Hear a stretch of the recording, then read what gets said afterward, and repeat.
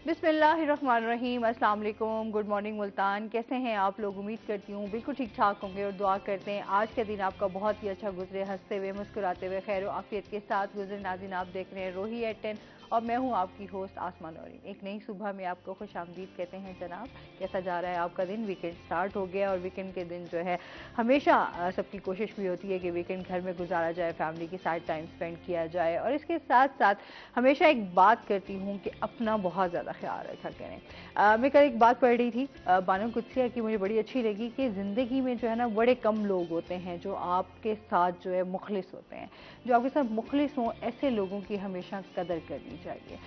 हम क्या करते हैं आजकल, जो हमारे यहाँ देखा जा रहा है, लोग बहुत ज़्यादा मुनाफिकत की तरफ जा रहे हैं। आपके मुंह पर कुछ होते हैं, पीठ पीछे कुछ होते हैं, अप्रिशिएट नहीं करते किसी की एफर्ट को।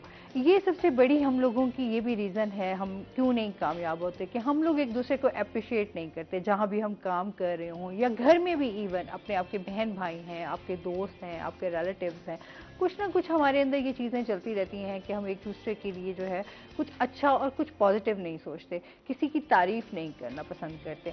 हालांकि जब भी आप किसी के बारे में कुछ अच्छा बोलेंगे और उसको अप्रिशिएट करेंगे या उसके किसी काम को, अच्छे काम को जो अप्रिशिएट करेंगे, तो आप खुद भी फील करेंगे कि लोग आपके बारे में अच्छा सोचना शुरू कर देंगे। लोग आपके लिए भी वही पॉजिटिव वाइब्स लेकर आएंगे जो आप उनके बारे में सोचेंगे। तो हमेशा इंसान को अच्छा सोचना चाहिए, अच्छा बोलना चाहिए और एक दूसरे को अप्रिशिएट करना चाहिए, ताकि हम लोगों की ज़िंदगियों में जो है वो आसानियाँ आ सके। हम कहते हैं हमारे साथ ज़िंदगी में बहुत सारे मसाइल हैं, परेशानियाँ हैं। वो एक अलग बात है कि मुल्क की सूरत हाल को देखते हुए कि बहुत सारी चीज़ें हमारे इर्द गिर्द जो है वो इस टाइम बिखरी हुई हैं, अजीब सी परेशानी है। लेकिन उन परेशानियों को हम ओवरकम कर सकते हैं। वो इसी तरह कर सकते हैं कि जब हम हंसते हुए मुस्कुराते हुए ज़िंदगी को जो है वो आसान करेंगे और दूसरों के लिए आसानियाँ बांटेंगे।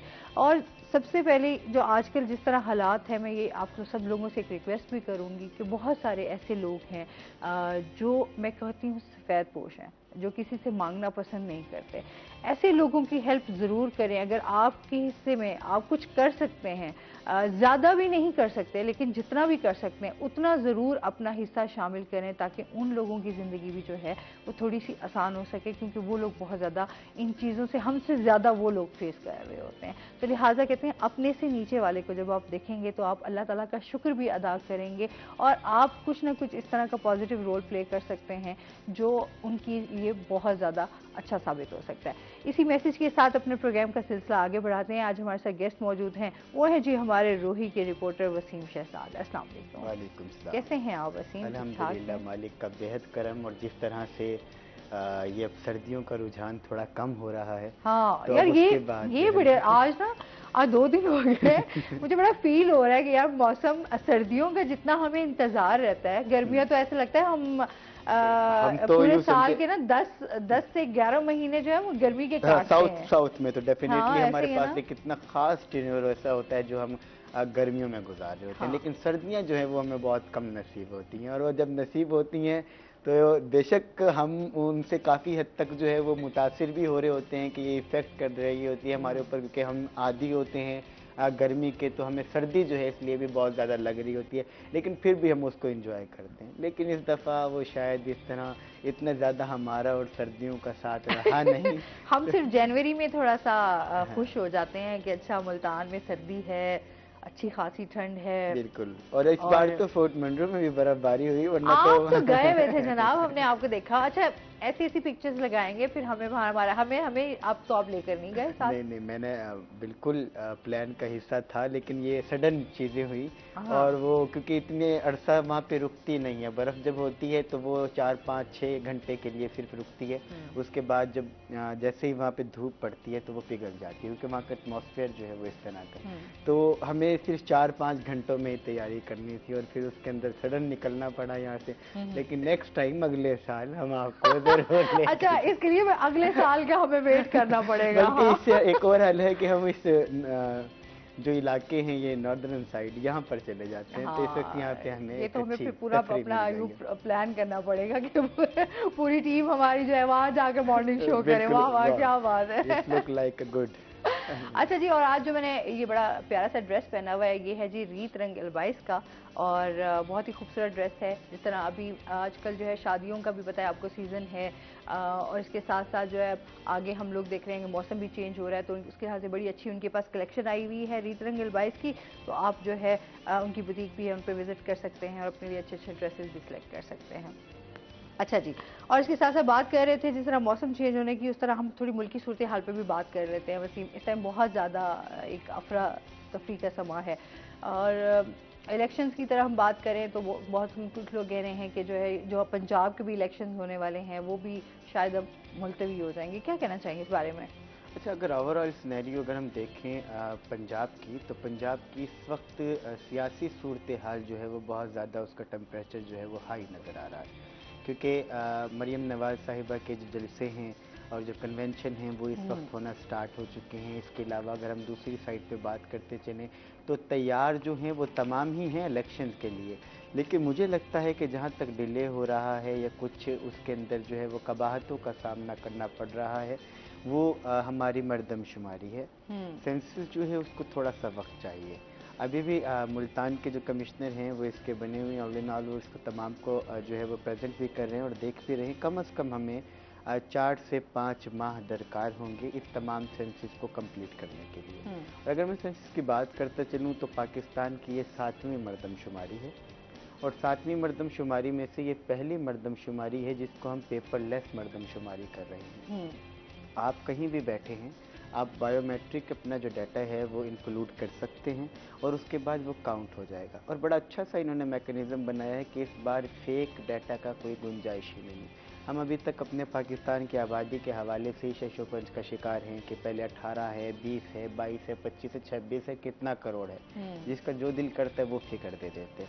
लेकिन हम 4 से 5 माह बाद ये उम्मीद जाहिर करते हैं कि आने वाले वक्त के अंदर हमारे पास एक एक्यूरेट जो है वो पाकिस्तान की सेंसेस आ जाएगी, जिसके बाद हम इलेक्शन करने और उसके प्रोसेस को जो है वो बनाने में कामयाब हो सकेंगे। ऐसा नहीं हो सकता कि हमारे पास सेंसेस ना हो और हम इलेक्शन अनाउंस कर दें।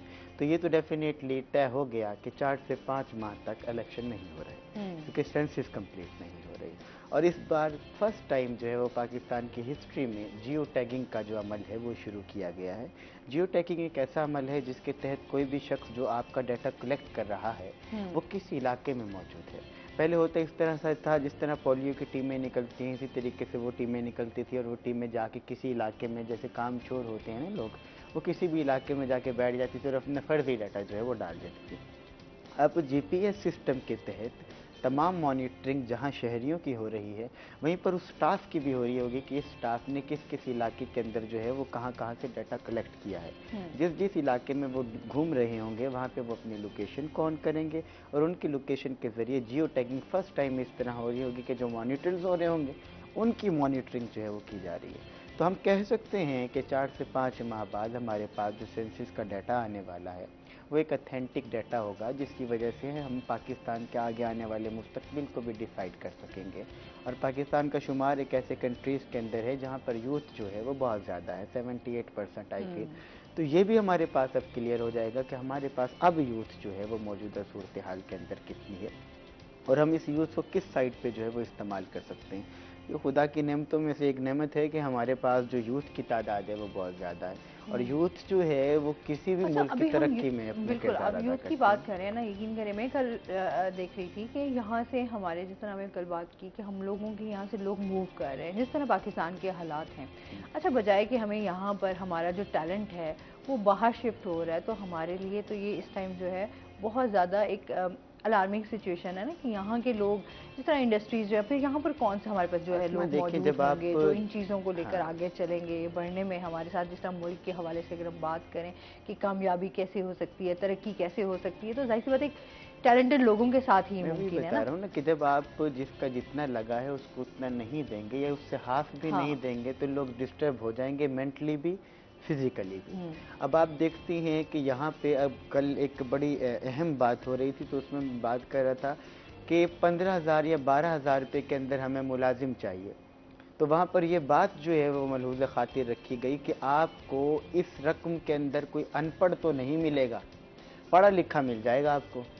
कि एमए पास या ग्रेजुएट कोई बंदा आपको 12 से 15 हज़ार रुपये की मुलाजमत के लिए ऑफिस में काम करने के लिए मिल जाएगा। लेकिन अब अगर आप अनपढ़ की बात करती हैं तो आपको इस मुल्क के अंदर 12 से 15 हज़ार रुपये में अनपढ़ नहीं मिलेगा। अनपढ़ की जो रेशो है वो 35-30 तक जा रही है। आप मिस्त्री और मजदूर की दिहाड़ी को कंप्रोमाइज़ करें और उसके साथ आप एक पीएचडी स्कॉलर को ले लें या आप एमफिल को ले लें या ग्रेजुएट ले लें, आप परेशान हो जाओगे दोनों की सैलरीज को डिफरेंस देख के। जो सिक्योरिटी गार्ड्स हमारे पास यहाँ पर काम कर रहे हैं, जो बाकी लोग काम कर रहे हैं, 12 हज़ार से लेके 20 हज़ार रुपये तक फॉल कर रहे हैं। लेकिन जो बिल्कुल अनपढ़, जिसको कोरा लिखना कुछ नहीं आता, और मजदूर की अगर मैं मिस्त्री की दिहाड़ी की अगर बात करूँ तो वो 2 हज़ार रुपये चल रही है आज। तो आप कहाँ पे बैलेंस कर रहे हैं चीज़ों को? वो शख्स जिसने अपने माँ बाप की एक ख़ास किस्म की कमाई अपनी तालीम के ऊपर खर्च की, अब उससे रिवार्ड लेने का वक्त आ रहा है तो हमारे यहाँ जॉब ही नहीं है और हम उसको उल्टी जगह पे यूटिलाइज़ कर रहे हैं जो उसका बनता ही नहीं। कुछ हमें जो है वो बहुत सारे इस तरह के नज़र आ रहे होते हैं कि जिनका शौक प्रोफेशन आईटी था, लेकिन वो मजबूरी के तहत किसी और फील्ड के अंदर बैठे, उनको इंटरेस्ट नहीं है लेकिन वो काम कर रहे हैं मजबूर। अब मुझे बताइए ऐसी सूरत हाल में बेरोजगारी है ना बहुत ज़्यादा। अच्छा, फिर जो लोग सोच रहे हैं और जिन चीज़ों में उनका इंटरेस्ट होता है, जाहिर सी बात है उस तरह के आपके पास रिसोर्सेज अवेलेबल नहीं है, तो आप मजबूरन उस चीज़ की तरफ जाएंगे जहां आप कहेंगे यार अच्छा ये नहीं तो इससे कुछ ना कुछ तो हासिल होगा ना। जैसे आपका अगर घर के ऊपर किसी एक बंदे के ऊपर जिम्मेदारियां हैं तो जाहिर सी बात है उसने कहीं ना कहीं अपनी बहुत सारी चीज़ों को कंप्रोमाइज़ करके चलना ही ऐसा ही है। अच्छा देखिए, अब ये भी नहीं कहा जा सकता कि सारा कसूर ही गवर्नमेंट का और इदारों का है। हमारे यहाँ ये जो एजुकेशन दी गई वो भी हमारे पास कोई ऐसी एजुकेशन नहीं थी जो टेक्निकल हो, जो कोई हुनर तो दे रही हो। हमने हमें किया उर्दू में लुगत का कितना इस्तेमाल है वो आप जानती हैं। स्किल्स बड़ी मैटर करती हैं। मैं परसों मुझे बड़ा अच्छा लगा, मैं पढ़ती कि हमारे यहाँ ये हालात हैं कि लोग अगर जैसे महंगाई हुई है, पेट्रोल महंगा हुआ है, जाहिर सी बात है हर बंदे के लिए मुश्किलात जो है वो एक दफ़ा से दोबारा बढ़ गई हैं। लोग उसके ऊपर एहतजाज करने की बजाय हम मसाइल तो लोगों को सुना रहे होते हो, हम अपना रोना भी दिखा रहे होते हैं कि यार हमारे लिए ये मसला हो गया या ये हमारे ऊपर अब बर्डन प्रेशर आ गया, किस तरह फेस करेंगे, बट हम उसके खिलाफ कोई एक्शन नहीं लेते। हम अपनी जो हिस्से की जिम्मेदारी है हम उसको भी पूरा नहीं कर रहे होते कि अच्छा हम लोग पेट्रोल, अभी हमें पता चल गया जी पेट्रोल महंगा होने वाला है तो हमने कतारें लगा दी हैं और हम लाइनों में खड़े हैं कि कब हमारी बारी आएगी और हम अपने गाड़ी का या हम अपने बाइक का जो है वो पेट्रोल टैंकी फुल कराएंगे पेट्रोल से, और उसके बाद कितने दिन चला लेंगे यार? आप दुनिया ने 2 भी दिन, तरक्की की, 4 दिन, हफ्ता चला लेंगे चले, और उसके बाद फिर वही रूटीन आनी है। आपने वही जो आपका पेट्रोल महंगा हुआ है आपने उसी रेट पे जाना है। जिस दुनिया ने भी तरक्की की उन्होंने अपनी कौम को और अपने यूथ को जो है वो टेक्निकल एजुकेशन दी। हमारे पास टेक्निकल एजुकेशन नहीं है। मैं बता रहा था हमने मास्टर किया उर्दू में, हमने मास्टर किया पाक स्टडी में, हमने मास्टर किया इस्लामियात में, हमने मास्टर किया सोशल साइंसेज में। मुझे बताइए इन चीज़ों का इस्तेमाल कहाँ है ज़िंदगी में? आपने क्या टेक्निकल एजुकेशन दी है? कितनी एक जो है गवर्नमेंट जो है वो असातिज़ा की वो भर्तियाँ निकाल दे। अब आप ये बताएं हमारे पास जो एजुकेशन है वो तमाम नॉन टेक्निकल एजुकेशन है जिसका इस्तेमाल ही नहीं है। हम बच्चों को पढ़ा क्या रहे हैं, फ्यूचर क्या दे रहे हैं? हमारे यहाँ जो हमें मैथ कम्युनिकेशन में पढ़ाया जा रहा था वो फील्ड डिफरेंट हो गई है। दुनिया ग्लोबल कम्युनिकेशन की बात कर रही है और हम अभी तक फंसे हुए हैं कि पहला अखबार कब निकला और दूसरा अखबार कब निकला। ये हकीकत है। अभी जैसे हम हमसाया मुल्क का देखें, उन्होंने बहुत जैसे ही हम देखते थे वहां पर कुछ और हालात थे, लेकिन अभी हम देखते हैं डिफरेंट है यार। टेक्नोलॉजी में आगे चले गए हैं, वो सॉफ्टवेयर अपने जो है वो इजाद कर रहे हैं, गाड़ियां उन्होंने बनाना शुरू कर दी हैं, चीज़ें अपनी वो और अच्छा आसान और कम कीमतों पर, ताकि लोगों को रिलीफ मिले और उनकी अपनी प्रोडक्ट जो है उसमें बेहतरी आए। लेकिन नहीं, यहाँ पे तो हर चीज़ मुख्तलिफ है। यहाँ पर जो है ना हमारे बिरयानी मिसालें आ जाते हैं कि कौन से इजाद कर लिए कुछ नए खाने इजाद हो जाते हैं, उस पर हम खुश हो जाते हैं। बहुत कम लोग ऐसे हैं जो इसके अंदर से निकल के इन सर्वाइवल को तमाम को बेयर करने के बाद अपने किसी मकाम पे पहुँचते हैं, तो फिर हम उन पे तनकीद शुरू कर देते हैं। अभी रिसेंटली आप देख लें, मैं अभी सोशल मीडिया पे यही देख रही थी, जो हमारे असिस्टेंट कमिश्नर हैं नाज़माबाद के, और यार हर किसी की पर्सनल लाइफ होती है। मैं कहती हूँ आपको कभी हमारे सोशल मीडिया ने ना इस चीज़ का बड़ा गलत इस्तेमाल किया है। आप किसी, जैसे अभी मैंने स्टार्ट में बात की, हम अप्रिशिएट नहीं करते, हम किसी के अच्छे काम को अप्रिशिएट नहीं करते। हम अच्छा नेगेटिव हो रहा हो तो तब भी तब तो हम बहुत बढ़ चढ़ के आगे हिस्सा ले रहे थे, हम हाँ, आगे आगे होते, हाँ, फ्रंट पेज हाँ। पे होंगे। हमने लोगों को जो है वो जज किया हुआ है कि ये लुक के एतबार से, ये अपनी साख्त के एतबार से, हाँ। अपनी शनाख्त के एतबार से इस मनसब पर फाइज होना चाहिए। अगर ये उस पर फाइज है तो ठीक, हाँ। अगर उससे बरक्स कहीं जा रहा है तो क्यों। अच्छा, अगर वो कुछ काम कर रहा है आपके मुल्क की बेहतरी के लिए, अगर कोई अच्छी सोच रख कर आया है तो आप उसको अप्रिशिएट करें ना। और आप ये देखिए बजाय कि कितने लोगों में उससे एक मोटिवेशनल जो है वो आंसर पैदा होगा, जो उसके साथ के होंगे या उससे रिलेट करते होंगे, वो भी ये सोचेंगे कि हाँ, अब जो टैबूज हैं पाकिस्तान में वो किसी हद तक खत्म हो रहे हैं। अच्छा, ये कहने के अच्छा आप कुछ नहीं कर सकते तो आप दूसरे को कैसे जज कर सकते हैं?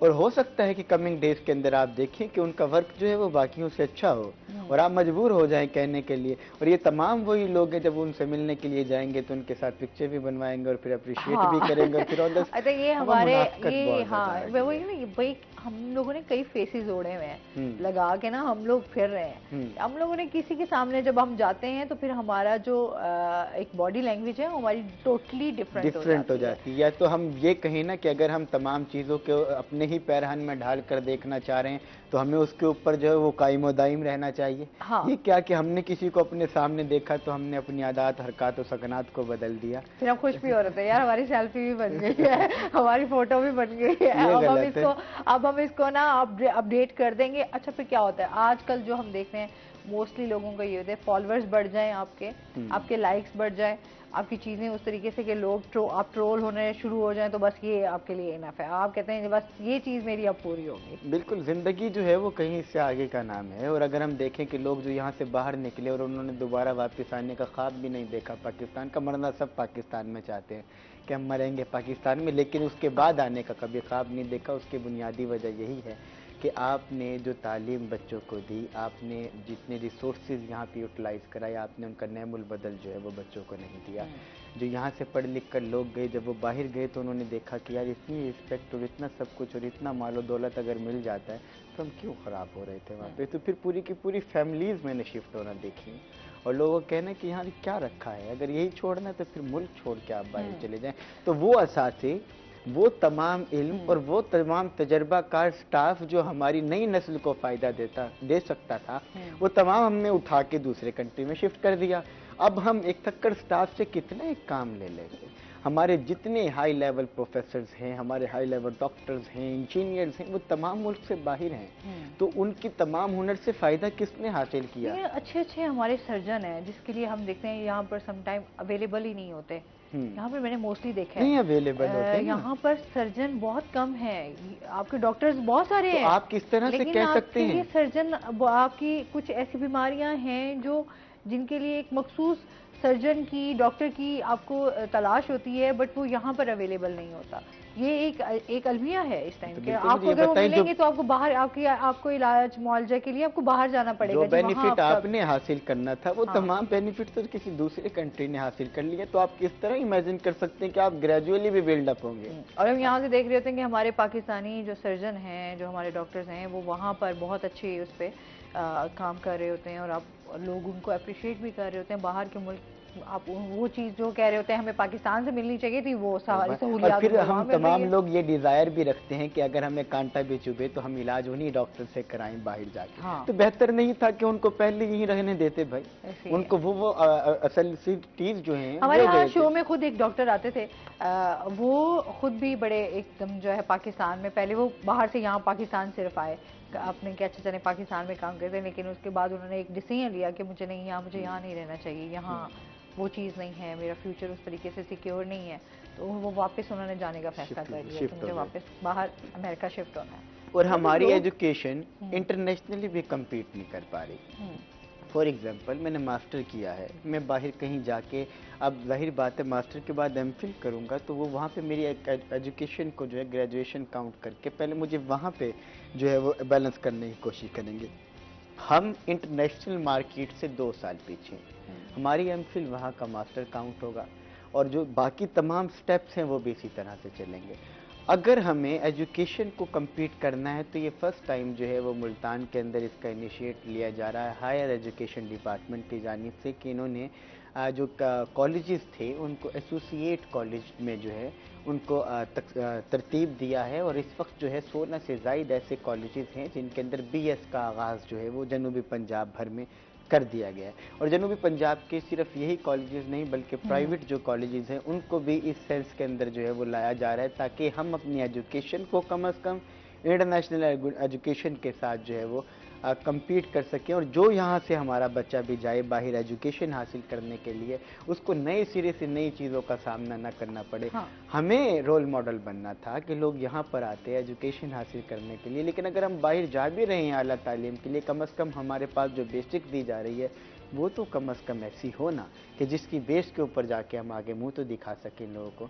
लेकिन वही देखना ये हाल है। मैं पाकिस्तान में जो हम अभी बहुत ही सोशल मीडिया पे एक वीडियो भी वायरल हुई कि बच्चे को जो है बोलने पर जो है उसके साथ बहुत ज़्यादा बच्चों ने भी और टीचर्स ने भी, मतलब ये हाल है हमारे स्कूलों का कि अगर बच्चे ने उर्दू बोल ली है, आप अपनी ज़बान से अगर मोहब्बत नहीं करेंगे, आप अपनी चीज़ों से अगर मोहब्बत नहीं करेंगे, अपनी रिवायात और सकाफ़त को अगर आप से पुष्ट डाल देंगे, तो ज़िंदगी कौमें तो अपने रहनुमाओं और अपनी रिवायात को याद रखती हैं।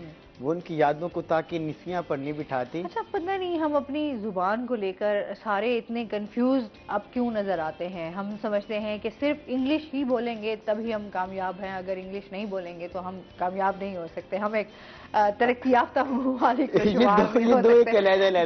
वैसे इस पर मजीद हम बात करेंगे नाज़रीन, अभी हमने जाना ब्रेक पे, हमारे साथ रहिएगा।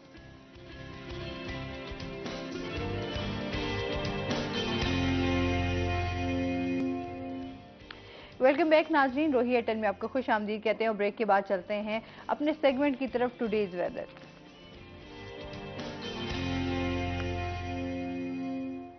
हसन मलिक हमारे साथ मौजूद हैं। हसन से जानते हैं आज दिन भर मौसम कैसा रहेगा, क्या सूरत हाल है?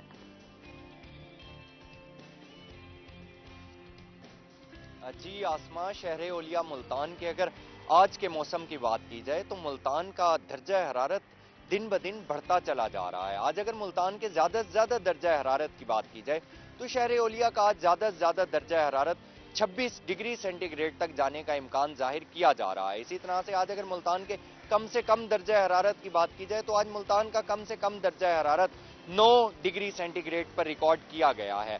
आज अगर हवा में नमी के तनासुब को देखा जाए तो शहर ओलिया में आज हवा में नमी का तनासुब 81%, 81% तक रिकॉर्ड किया गया है। आज अगर पाकिस्तान के फिजाई आलूदा तरीन शहरों की लिस्ट में मुल्तान को देखा जाए तो आज मुल्तान 8वें नंबर पर स्टैंड कर रहा है। एयर क्वालिटी इंडेक्स की अगर बात की जाए तो आज मुल्तान का एयर क्वालिटी इंडेक्स कल से बेहतर देखा गया है। आज मुल्तान का एयर क्वालिटी इंडेक्स 155 पॉइंट्स पर रिकॉर्ड किया गया है। आइंदा आने वाले दिनों की अगर बात की जाए तो महकमा मौसमियात की जानिब से ये पेशगोई जाहिर की जा रही है कि मुल्तान का दर्जा हरारत मजीद बढ़ने का इम्कान जाहिर किया जा रहा है। इसी तरह से अगर बारिशों के सिलसिले की बात की जाए तो महकमा मौसमियात की जानिब से ये पेशगोई भी जाहिर की जा रही है कि आइंदा आने वाले दिनों में मुल्तान का दर्जा हरारत मजीद बढ़ेगा और बारिशों का कोई स्पेल मुल्तान में दाखिल नहीं हो रहा। इसी तरह से अगर धुंध के हवाले से बात की जाए तो धुंध की शिद्दत में नुमाया कमी देखी गई है, बल्कि ना होने के बराबर ही है। अगर उसी हवाले से बात की जाए फ्लाइट ऑपरेशन की और मोटरवेज की, तो motorways M4 motorway, M5 motorway हर किस्म के ट्रैफिक के लिए खुली हैं। इसी तरह से अगर फ्लाइट ऑपरेशन की बात की जाए तो फ्लाइट ऑपरेशन भी मामूल के मुताबिक जारी है।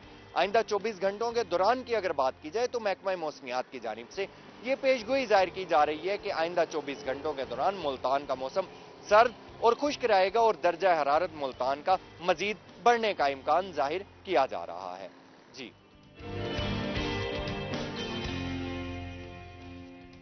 बहुत शुक्रिया हसन मलिक आपका। अच्छा, जिस तरह मौसम की बात कर रहे थे, वाकई अब जो है जो दिन का टाइम होता है वो अच्छा खासा आपको गर्मी महसूस होती है, ऐसे ही है ना? बिल्कुल ऐसे ही। अब तो वो अच्छा अब शाम में भी नहीं है, जिस तरह आपको ठंड महसूस होती थी बहुत ज्यादा, वो चीज़ नहीं है। वो चीज़ नहीं है, और काफ़ी हद तक इससे जो है एटमॉस्फेयर चेंज होने से लोगों की हालतें भी बेहतर होना जो है वो शुरू हो गई। बीमार बहुत ज़्यादा लोग हो गए थे। नहीं, लेकिन दोबारा से अच्छा मौसम जब भी चेंज होता है, खैर मेरे लिए तो बहुत ज़्यादा इरिटेटिंग होता है। हाँ। अभी मैं खुद गला ख़राब है और हल्का सा मुझे रात टेम्परेचर भी था, लेकिन ये बारिश मौसम होगी है कि कमिंग डेज के अंदर महकमा मौसमियात का ये भी कहना है कि एक हफ्ते बाद जो है वो बारिश का इम्कान है। तो बारिश के बाद काफ़ी हद तक जो है वो चीज़ें सेटल डाउन जो है वो हो जाएंगी और बीमारियां धुल जाएंगी और माहौल जो है बीमारियां धुल जाएंगी। माहौल जो है बीमारियां धुल जाएंगी वो चीन की तरफ से। हर चीज धुल जाएगी तो बीमारियां भी साफ धुल हो जाएंगे लोग। सही। अच्छा, हम बात कर रहे थे कि उर्दू के हवाले से भी हाँ, जो मैं है उर्दू के आलमी हवाले उर्दू से बता हाँ। रहा था कि अगर उर्दू की हम बात करें तो हम उनकी जो भी हमारी रिवायात और सकाफात होती हैं उनको हम उठा के ताकि निसियाँ पर नहीं बिठाती होती जिंदा कौमें, बल्कि उनकी यादों की तकरीबात करती हैं और उन तकरीबात को भी दीदा दिल के लहू से गुलनार किया जाता है ताकि तारीख में ऐसे नकूश छोड़े की जाएं। उर्दू क्या बात है, ये अब यहाँ से अंदाजा आप चेक कर लें कि उर्दू हमारी जो है वो कितनी नहीं खूबसूरत जुबान है। वही हम आप देखें, उर्दू एक ऐसी ज़बान है जिसमें मैं जितना डीप जाता हूँ मेरा इंटरेस्ट मज़ीद पैदा हो जाता है। और वही बात हो गई कि और आपकी तारीफ मैंने बहुत सारे लोगों से सुनी भी है इस मामले में। क्या ये आप दोस्तों की उर्दू मोहब्बत अदब है, के साथ जो लगाव है। नहीं, आप दोस्तों की मोहब्बत है कि आप जो है वो इतना अप्रिशिएट करते हैं और तमाम ये आपके अच्छी अप्रिसिएशन बात के है ना, बाइस अच्छी ही है। बात है। हाँ, और देखिए जो अपनी ज़बान से ये लफ्जों का मोहब्बत है, चुनाव भी बहुत कम लोगों को आता है कि किस तरह से कब किस तरह बात करनी है, तो ये अच्छी बात है। नहीं मोहब्बत, थैंक यू। तो हाँ, हम उनकी तकरीबात को जो है वो दीदा दिल के लहू से गुलनार करते हैं ताकि तारीख में ऐसे नकूश छोड़े जाएं जिन पर आने वाली नस्लें जो हैं हमारी वो नाश करें। अगर हम इस तरीके से करें और इन तमाम चीज़ों को बरक्स डाल दें या पसे पुश डाल दें और इस तरह की कोई तकरीबात को ना मनाएं तो कमिंग डेज के अंदर मैं ये समझता हूँ आने वाले वक्त के अंदर लोग जो है वो फिर अपने इस्लाफ को भी भूल जाएंगे, सकाफत को भी भूल जाएंगे। तो इसलिए मैं ज़रूरी है। अच्छा, और इसके साथ जितना अभी जो है कराची में वो आलमी उर्दू कॉन्फ्रेंस भी होने जा रही है, तो उस हवाले से भी बताइए कि क्या तैयारियां चल रही हैं। अच्छा, कराची की अगर मैं बात में भी कोई इस तरह का प्लान है या नहीं है? कराची में भी कुछ दिन पहले आलमी उर्दू कॉन्फ्रेंस का इनेकाद किया गया। अहमद शाह प्रेसिडेंट हैं आर्ट्स काउंसिल ऑफ पाकिस्तान के, तो उनकी जानिब से ये इनिशिएटिव लिया गया। और गालिब का जैसे था ना कि सारे जहां में धूम हमारी ज़बां की है, उर्दू है जिसका नाम उसे जानते हैं, सारे जहां में धूम हमारी ज़बां की है। तो ये एक डूबते हुए वक्त के साथ साथ जो है हमारी ज़बान भी किसी अंसर के अंदर जो है वो कम होना शुरू हो गई थी, ख़त्म होना शुरू हो गई थी। लेकिन अब दोबारा से एक कितने बड़े लेवल पे आपने आलमी उर्दू कॉन्फ्रेंस का इनेकाद जो है वो किया गया, जिसमें पाकिस्तान भर बल्कि इंटरनेशनली भी उर्दू ज़बान से और लुगत से मोहब्बत करने वाले जो लोग हैं वो वहाँ पर इकट्ठे हुए। इसी तरीके से अब जो है वो लाहौर के अंदर 10, 11, 12 फरवरी को जो है अलहमरा हाल के अंदर जो है वो इनेकाद किया जा रहा है उर्दू लिटरेचर कॉन्फ्रेंस का। और इसी तरह से कमिंग डेज के अंदर मुल्तान भी उसके अंदर जो है वो शामिल अब कर लिया गया है। लेकिन मुल्तान का जितनी मुल्तान की सकाफत, मुल्तान कदीम और कदामत में अपनी मिसाल आप है, इसी तरह उर्दू का भी यहाँ से बड़ा गहरा ताल्लुक जो है वो रहा। लेकिन बदकिस्मती से हम कुछ इस तरह का प्लेटफॉर्म जो है वो यहाँ मुहैया नहीं कर सके। अली नकवी साहब हैं यहाँ, वो लगे रहते हैं कि मुल्तान लिटरेरी फेस्टिवल का इनेकाद वगैरह करते हैं, तो उसमें भी वो तादाद जो है वो हमें कम नज़र आती है। उसकी बुनियादी वजह यह है कि शायद जो आप फरमा रही थी कि हम अपने आप को अगर इंग्लिश बोलेंगे तो ज़्यादा मॉडर्न जो है वो तसव्वुर करते हैं। और ये तसव्वुर अगर मैं पाकिस्तान बनने से पहले की बात करूं तो उस वक्त भी था। जब सर सैयद अहमद खान ने जब वो इंग्लिश का इनेकाद करने जा रहे थे तो उस वक्त भी मुसलमानों को उस पर ऑब्जेक्शन था कि ये ज़बान हमारी नहीं है। तो फिर उन्होंने जिस तरीके से पूरी तहरीक चलाई और उसको इसके अंदर शामिल किया, देखें इल्म जो है वो किसी की मीरास नहीं है, किसी भी ज़बान के अंदर हो, इल्म हासिल करो खा तुम्हें चीन जाना पड़े। तो आपने जो है वो ज़बान समझनी है, ज़बान समझेंगे तो आपको इल्म आएगा। और ये ज़रूरी है वक्त के जिस तरह हम उसमें चल रहे हैं, जो जदीद दौर भी है, चीज़ें हमारी, हम अगर इस चीज़ों को सिर्फ महदूद रखें, ये नहीं कि दूसरे के ऊपर अगर आपने अच्छा जैसे ये भी उर्दू बोल रही तो बच्चों को आप इस तरह टॉर्चर करना शुरू कर दें, तो ये जैसे जाना ये कोई अच्छी बात नहीं है। जिसमें हम देखिए ज़बानें जो हैं वो आपकी पहचान है, ज़बानें आपकी पहचान है। इंग्लिश को पढ़ना और उर्दू को पढ़ना दोनों ज़रूरत हैं, ये दोनों एक अलग चैप्टर हैं, आप इनको मिक्स अप नहीं कर सकते। आपने इंटरनेशनली नॉलेज हासिल करना है तो आप उर्दू पढ़ें। देखें अगर मैं अपने बैरूनी की बात कर लेता हूँ, ख्वारिज़मी की बात कर लेता हूँ, इब्न बतूता की बात कर लेता हूँ, जाबिर बिन हयान की बात कर लेता हूँ, तो ये मुस्लिम साइंटिस्ट थे। हमने मुस्लिम साइंटिस्ट उस वक्त तक जो है वो प्रोड्यूस किए जब तक हमारे मदारिस के अंदर जो है वो इल्म हासिल होता रहा। जब हमने मदारिस और यूनिवर्सिटीज़ को अलग-अलग कर दिया तो फिर हम थे वो टेक्नोलॉजी जितनी थी उठा के हमने यूनिवर्सिटीज़ को दे दी, और जितना इल्म था वो उठा के हमने बच्चों को दे दिया मदारिस का। जब हमने डिफरेंशिएट पैदा किया तो ना अल-ख्वारिज़मी पैदा हुआ, उसके बाद ना जाबिर बिन हयान पैदा हुआ, ना इब्ने बतूता पैदा हुआ। हमारे कोई मुस्लिम साइंटिस्ट ना मदरसों से निकल पा रहे हैं, ना ही यूनिवर्सिटी से निकल पा रहे हैं, क्योंकि हमने दोनों में एक डिफरेंस ही इतना पैदा कर दिया। अगर कुछ टैलेंट है तो उस टैलेंट को आज तक अप्रिशिएट ही नहीं किया गया, ना उसको वो प्लेटफॉर्म दिया गया जिस पर वो अपना कुछ करके दिखा सके। रिसोर्सेज हम जब भी देखते हैं जो हिडन टैलेंट भी हैं, जो आज तक जस्ट इनको एक नाम तो दे दिया जाता है और उसके बाद लोग भूल जाते हैं। तो जब भी उनसे बात हुई, जब भी उनसे पूछा गया, तो यही बात सामने आती है कि हमें काम ही नहीं करने दिया जाता, काम ही नहीं करने, हमें वो प्लेटफॉर्म ही नहीं मुहैया किया जाता जहां पर हम खड़े होकर हम अपने मुल्क के लिए कुछ कर सकें, हम अपने लिए कुछ कर सकें। तो फिर वो इंसान में वो मायूसी और वो चीज़ें फिर खुद ही पैदा हो जाती हैं कि जब हमारे मुल्क में ही हमें वो चीज़ नहीं मिल रही तो किस तरह हम काम करें।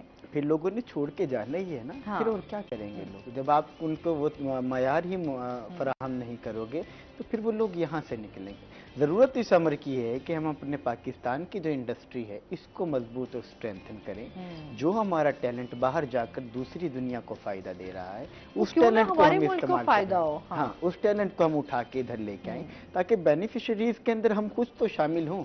हमने एक बेस दी बच्चे को, एक अच्छे तरीके से हमने पढ़ाया। चलो जिस भी तरीके से तालीम, आप बैरून मुल्क जाएं, ज़रूर जाएं, तालीम हासिल करें, वहाँ से हुनर लाएं और वो ला के यहाँ पे इम्प्लीमेंट करें। अब जो अंग्रेज थे, जिस तरीके से ये सारा सर्कल बदला है, और ये मुस्लिम साइंटिस्ट की बात कर रहा हूँ, इन्होंने पहले ज़बान को सीखा, फिर ज़बान के बाद उनके उलूम को सीखा, फिर उसके बाद इन्होंने उन तमाम जितने मुस्लिम साइंटिस्ट थे उन्होंने जिस ज़बान में किताबें लिखी हुई थी वो ज़बान सीखी, फिर उस इल्म को हासिल किया। अब उसके बाद अगर हम कहें कि नहीं हमने इंग्लिश नहीं पढ़नी या नहीं करना, तो सारा इल्म हम किस तरह हासिल करेंगे? तो ज़रूरत है कि हम अपनी ज़बान से भी मोहब्बत को जारी रखें, वो एक अलग चैप्टर है। इल्म भी हासिल करें, बाहर भी जाएं, इंग्लिश को भी ज़्यादा जो है वो अहमियत दें, ताकि हमारे पास वो नॉलेज तो कम से कम आ सके। जो दुनिया अभी आप बता रही थी कि जिस तरह का दुनिया जो है वो ग्लोबल वार्मिंग की तरफ जा रही है, दुनिया जो है कम्युनिकेशन के अंदर एयर कम्युनिकेशन की बात कर रही है, दुनिया जो है ओशन कम्युनिकेशन की बात कर रही है, और हम अभी तक जो है डिजिटलाइज दुनिया हो चुकी है। और हमारे पास अभी जाके हम सही तरीके से अपने आप को एक्सप्लोर ही नहीं कर पा रहे। हमारे यहाँ डायरेक्शन ही नहीं है बच्चों की कि उन्होंने करना क्या है। ये दोस्त क्या कर रहे हैं, उसने अगर ये साइंस में रखा है एडमिशन, आप भी साइंस में लेने, वो एफएससी में जा रहे हैं तो आप भी एफएससी में चले जाएं। आप में जो है वो टैलेंट कहाँ है वो आपने खुद ढूंढना है। अच्छा, इसका एक बड़ा मजे का फार्मूला, पहले मैं खुद भी ये सोचा करता था कि यार ये कैसे पता चलेगा कि मुझ में टैलेंट है क्या, क्योंकि अब जिससे भी हम पूछते हैं वो यही कहता है कि यार मैं जो है, मेरे दोस्त ने ये कहा मैंने ये कर लिया, मेरे भाई ने ये कहा, मेरी मॉम ने ये कहा। जिस घर के अंदर जिस चीज़ की प्रोडक्शन ज़्यादा अच्छी हो, डॉक्टर सारे हो तो उसका बेटा भी डॉक्टर बन जाता है, जो मीडिया के हैं तो उनके बच्चे भी मीडिया में आ जाते हैं। लेकिन आप में ऐसा क्या डिफरेंस है जो आपको मुमताज़ कर रहा है? तो उसका एक बेस्ट और छोटा सा सोल्यूशन है, ऐसी कौन सी चीज़ है जो करते हुए आप थकते नहीं हैं? ऐसा कौन सा एलिमेंट है जो आप करते हैं लेकिन खुद को खुशी जिसमें आपको इंटरेस्ट फील होता है, जिसमें आपको खुशी फील होती है?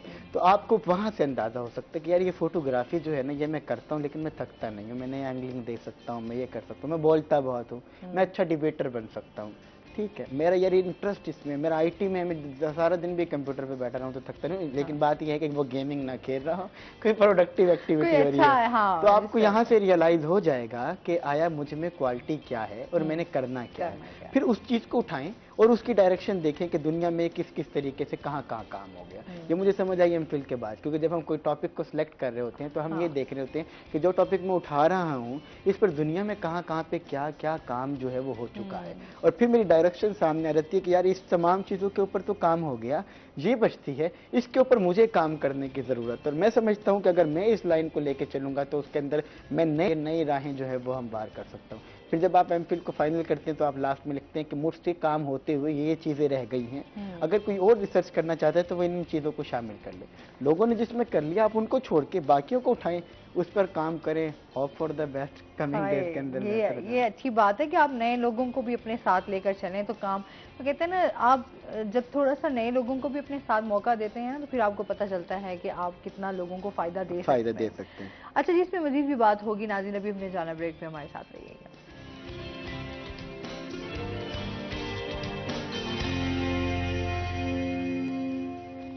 वेलकम बैक नाजरीन, रोही एटेन में आपको खुश आमदीद कहते हैं।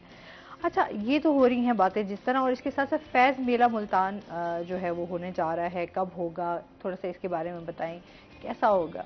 मुल्तान कौन में कौन आ बड़ी रहा है इसमें कमी शामिल होने? थी इस मेले की। और अगर हम बात करें फैसलाबाद की, लाहौर की, कराची की, इस्लामाबाद की, तो इस जगह पर ऐसी एक्टिविटीज़ होती रहती हैं। लेकिन मुल्तान में जो कमी इसकी थी वो किसी हद तक जो है वो अब पूरी होने जा रही है। गैरिजन लाइब्रेरी के अंदर जो है वो इस मेले का इनेकाद किया जा रहा है कैंट के अंदर, और इसके अंदर 22, 23 और 24 फरवरी को जो है ये मेला इनेकाद पजीर होगा। और काफ़ी अरसे के बाद जो है वो मुल्तान के बासी उर्दू लुगत से मोहब्बत करने वालों को इसके अंदर देखेंगे, जिनके अंदर अमजद इस्लाम अमजद साहब जो है वो खुद भी आ रहे हैं, और इसके साथ डॉक्टर अरफा सैयद ज़हरा, जिनकी बातें जो है वो आपको तसव्वुफ़ और रूहानियत की तरफ जो है वो माइल कर देती हैं, और आप शाकिन हो जाते हैं उनकी बातें सुन के। वो भी इसका हिस्सा थे। फिर ऐसे हमारे पास लोग, अब मैं समझती हूँ ये लेजेंड्स हैं, हमारे पास बड़े असासा हैं ये कीमती। अनवर मकसूद साहब हो गए, बिल्कुल। मुस्तनसर हुसैन तारा तारा साहब हो गए, हो गए, माजरत। तो हमारे जिया पास ना मोहिउद्दीन साहब हो गए, जो उनकी जिनकी मैं आवाज़, बहुत बड़ी फैन हूँ, अभी हम ब्रेक में भी हाँ, यही बात कर रहे जिनकी थे आवाज़, कि इतने आला ज़र्फ के लोग हैं, इतने बाअदब लोग हैं, अगर इनसे बात की जाए तो ये बात भी ऐसे समझाते हैं के इतने बंदे को तरीके से। गुमान होने लगता है कि वो कुछ अरसे तक तो रुक के इनकी बातों के सहर में ही तारी रहता है। और आप देखें कि जब हम बात कर रहे होते हैं ना मॉडर्निज्म की, तो हम शायद ये समझते हैं कि जो मुल्लाइज्म है वो कहीं इससे पीछे है, और इस्लाम जो है वो मॉडर्निज्म नहीं सिखाता। लेकिन अगर आप इन लोगों को देखें तो ये तसव्वुफ के अंदर भी किसी न किसी जुमरे के अंदर मौजूद होते हैं, और जो मॉडर्निज्म में भी मौजूद होते हैं। सही लेवल पे जिसको मोमिन कहा जा सकता है, जिसको मैं समझता हूँ, तो वो अंसर इनमें ज़्यादा मौजूद होता है। आप इनकी बातों से जो है वो खुदा के वाहिद होने के पर इक्तफाब जो है वो भी कर रहे और होते बड़ी हैं। अब इनकी जाहिर सी बात है, सीखने को बहुत कुछ आपको मिलता है। आपको अंदाज़ा होता है कि यार आप जिस मुकाम पर हैं अभी तो आप बहुत पीछे बहुत हैं, अभी पीछे तो आपको हैं, बहुत कुछ बहुत बहुत। पढ़ने का, सीखने का। और हम समझते आपको हैं कि हम बहुत आगे आ गए, लेकिन वो हाँ ना एक और दरिया का सामना था हाँ मुनीर मुझको, मैं एक दरिया के पार उतरा तो मैंने देखा। तो हम ये समझ रहे होते शायद हम बहुत ज़्यादा आगे आ गए हैं, लेकिन अभी तो और इश्क के मैदान हैं, अभी तो और चीज़ें हैं, अभी तो और दरिया हैं जो अबूर करने हमने। और इंसान सारी ज़िंदगी सीखता रहता है। अब वो ये अगर समझ ले कि अब मेरा इल्म मुकम्मल हो गया, तो ये एक नामुमकिन सी बात है, और ये सिर्फ दिमागी खलल है जिसका हकीकत से कोई ताल्लुक जो है वो नहीं होता। अच्छा, इस आप तरह कभी के, परफेक्ट हो भी नहीं सकते। हाँ, इस तरह के मैं इवेंट समझती ज़रूरी हूँ हैं। किसी भी आप मुकाम पर बैठे हों तो आप, अब मैं समझती हूँ वहाँ पर भी आप कहते हैं कि यार अभी अभी बहुत कुछ सीखना है, अभी तो ज़िंदगी में और बहुत सारे मौके आएंगे जिसमें आपने बहुत कुछ सीखने को मिलेगा। तो हमेशा इंसान को सीखते रहना चाहिए। अच्छी चीज़ें, अच्छी बातें आपको लाजमी, अगर कोई कर रहा है तो उनसे सीखें, बजाय कि आप उनके ऊपर तनकीद करें या उनको आप मजाक में ले जाएं। आप और उनसे हमने भी एक सीखें। स्टैंडर्ड जो है वो मुंतखब किया हाँ हुआ है कि अगर वो मुझसे उम्र में बड़ा है, कोई बुजुर्ग है, कोई असातिज़ा है, या किसी और ज़ुमरे में आ रहा है, तो मैं फिर इससे सीखूंगा। अगर वो बच्चा है, मुझसे छोटा है, तजर्बे में ज़्यादा है, या बाकी मामलात में मुझसे कहीं पीछे है, तो उसको मुझसे सीखना चाहिए। That's wrong. वो बच्चा, वो झुग्गी में बैठा हुआ शख्स, वो कोई और किसी पैरहन के अंदर डूबा हुआ बंदा, वो किसी और अवामिल के अंदर मलहूज़ खातिर आता हुआ शख्स, वो भी आपको बहुत कुछ सिखा सकता कभी है। कभी कुछ लोग ऐसी बड़ी गहरी बातें कर जाते हैं जो आप हाँ, सोच भी, आप सोच रहे आप होते हैं कि एक्सपेक्ट अच्छा नहीं ये कर। बात इसने कर दी है। अच्छा अच्छा अच्छा अच्छा, हाँ। That's all. तो हमें जो है वो अपने कैलिबर के जो लोग हैं उनके साथ साथ जो बिल्कुल डाउन लोग हैं उनके पास भी बैठना अच्छा, चाहिए सोच अदबी कर। महफिलें हों तो बंदा उनसे बंदा सीखता है, और इस तरह के मेरे ख्याल में इस तरह की तकरीबात जो हैं वो होनी चाहिए अदब जिससे। आपको रिस्पेक्ट देता है। हाँ अदब आपको अच्छे बुरे की तमीज़ और इखलाकियात के जो दर्जे हैं उनके बारे में जो है वो अवेयर कर रहा होता हम है। कहते हैं ना, तरबियत का अब फुकदान नज़र आता है बच्चों में, अब उस तरीके से आपको चीज़ें नज़र नहीं आती, एहतराम नज़र नहीं आता, पुराने दौरों में, कम्युनिकेशन गैप आ गया है, तो शायद यही एक दूरी का पुराने सबब दौरों भी में जो है। बादशाह होते थे वो अपने बच्चों को अदब सिखाने के लिए कोठों पर भेजा करते थे, क्योंकि वहाँ पे आप, जनाब, आदाब के अल्फाज जो हैं वो इस्तेमाल हो रहे होते थे। वो बड़ा गहरा अदब वहाँ से सीखते थे। आप देखेंगे जो एक तवाइफा की ज़िंदगी है उसके अंदर अदब जो है वो कूट कूट के भरा होता है। आपको वो अंसर जो है वो नज़र आ रहे होते हैं जिसके अंदर आप कुछ शशोपंज का शिकार हो जाते हैं कि ये कर क्या रहे हैं। तो अदब जो है वो पहला करीना है मोहब्बत के करीनों में। तो आपने अगर किसी के दिल में उतरना है तो अदब बहुत ज़रूरी है। और अदब ज़रूरी नहीं कि जो बड़ा होगा उसका किया जाएगा। अदब छोटों के साथ भी किया जाता है, शफ़क़त और ये छोटों बड़ा से भी ज़रूरी की है, ये जाती है। चीज़ें बड़ी मैटर करती हैं। इखलाक अब जो है वो बहुत बड़ी चीज़ है। हम बात तो कर इखलाक लेते हैं लेकिन अमल नहीं करते। अमल अल्लाह नहीं पाक कर, हमें अमल हाँ की तौफीक जो है वो अता करे, हाँ ताकि ये तमाम चीज़ें खुद ब खुद जो है वो सेट होना जो है वो वक्त के साथ बस साथ शुरू हो जाए। बिल्कुल ऐसे ही है। अच्छा, अगर हम थोड़ी सी हेल्थ सेक्रेटरीट की बात भी कर लें तो क्या इस टाइम सूरत हाल है, उसके हवाले से क्या काम हो रहा है? क्योंकि जनूबी हम लोग पंजाब। यही बेसिक चीज़ें हैं ना, जो हमारी हमारी एजुकेशन हो गई, हमारा हेल्थ हो गया, हमारे खाने पीने की ज़रूरियात की जैसे चीज़ें हैं, हम आज तक इन बेसिक चीज़ों से ही नहीं निकल पाए। महंगाई इस हद तक बढ़ी हम्म कि मैं अभी जो है एक मईशत के दान के साथ बैठा था, तो उन्होंने मुझे कहा कि एलसीज जो हैं वो बंद हो गई हैं हम्म पाकिस्तान के अंदर। पाकिस्तान में इंपोर्ट किया हुआ माल जो है वो यहाँ तक नहीं पहुँच पा रहा। तो मैंने कहा अच्छा, तो इससे क्या नुकसान हो रहा है? इससे हम्म नुकसान ये हो रहा है कि जो हमारे पास चीज़ें थी जो इंपोर्ट नहीं हो रही, अब उनके रेट जो है वो खुद ब खुद बढ़ते जा रहे हैं। ये बात समझ आ गई। लेकिन फिर ही ये इस बात के ऊपर जो है हमारा इत्तेफाक हुआ कि यार कमिंग डेज के अंदर जब एलसी खुली, अभी जो है वो 3 से 4 दिन पहले खुल चुकी है, तो महंगाई मज़ीद बढ़ गई। तब महंगाई तो कम होनी चाहिए, हाँ इंपोर्ट बंद थी हमारी, महंगाई बढ़ रही थी, समझ आ रही है, चीज़ों की शॉर्टेज हो रही। लेकिन अब इंपोर्ट खुलने से महंगाई क्यों हो रही है, इसकी क्या साइंस है? हाँ तो वो साइंस फिर सामने आई कि जब एलसी बंद थी तो हमारे पास रकम जो है वो यहाँ से बाहर नहीं जा रही थी, डॉलर पाकिस्तान में रुका हुआ था, शॉर्टेज की वजह से चीज़ें महंगी हो रही थी। जैसे एलसी खुली, तमाम डॉलर जितना रखा था, जितना माल आ रहा है उसकी पेमेंट तो करनी है, वो तमाम का तमाम डॉलर जो है वो बाहर चला गया। वो एकदम से मईशत जो है हमारी कोलैप्स कर गई। डॉलर मुल्की सतह पे सबसे ऊपर चला गया, और अब एलसी खुलने अभी से आप मजीद डॉलर, रेट अभी महंगे हो देखें गए। आप डॉलर 300 के करीब पहुंच गया है और तो इसका डायरेक्ट इफेक्ट जो है वो तमाम चीज़ों के ऊपर। और अगर मैं पेट्रोल की बात करता हूँ तो वो आपके सामने जितनी तेज़ी से बढ़ा है, हर तबका फ़िक्र को परेशानी का। आपकी जो बुनियादी ज़रूरियात ज़िंदगी की चीज़ें हैं, जिसको अशियाए खुर्दनोश या आप इजनास का नाम देंगे, उनके रेट्स जो हैं वो मार्केट के अंदर जो है वो दोगुना बढ़ चुके हैं। 20% से 30% तक आपके रेट बढ़ चुके हैं। आप आटे की कीमत मार्केट में चेक करें, हम कभी ख्वाब देखा करते थे कि आटा कहाँ तजावज़ कर गया। मार्केट में अगर सस्ते आटे की बात करें तो उसके अंदर इतनी लंबी लंबी लाइनें कि आपकी दिहाड़ियाँ वहाँ पे जम हो जाती हैं। तो आप किस तरह से इमेजिन कर सकते हैं कि कमिंग डेज के अंदर हम इन तमाम चीज़ों का। और जिन लोगों ने महंगाई को कंट्रोल करने के खिलाफ एहतजाज निकाले थे, हुकूमतें भी शायद उन्हीं की हैं।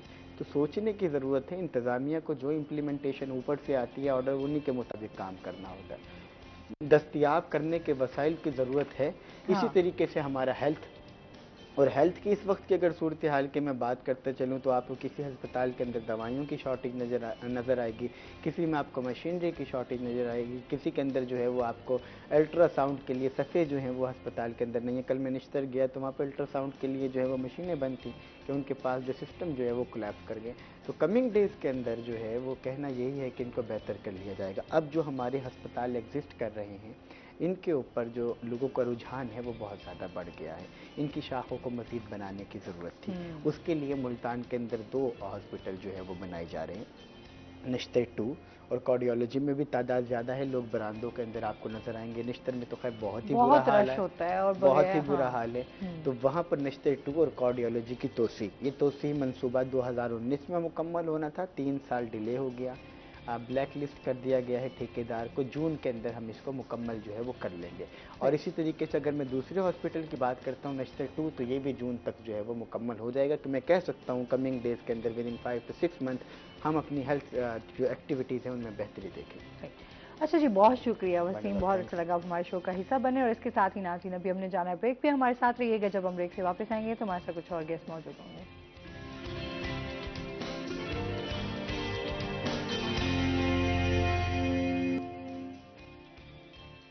वेलकम बैक नाज़रीन, रोही एयरटेल में आपको खुश आमदीद कहते हैं। और ब्रेक के बाद हमारे साथ गेस्ट मौजूद हैं, उनका तारुफ करवा देती हूँ। आज हमारे साथ मौजूद हैं जी डॉक्टर AR आदिल साहब, जो कि ऑनकोलॉजिस्ट हैं, हमारे साथ मौजूद हैं शो में। अस्सलाम वालेकुम, कैसे हैं आप? ठीक ठाक हैं? वेलकम कहते हैं अपने शो में आपको।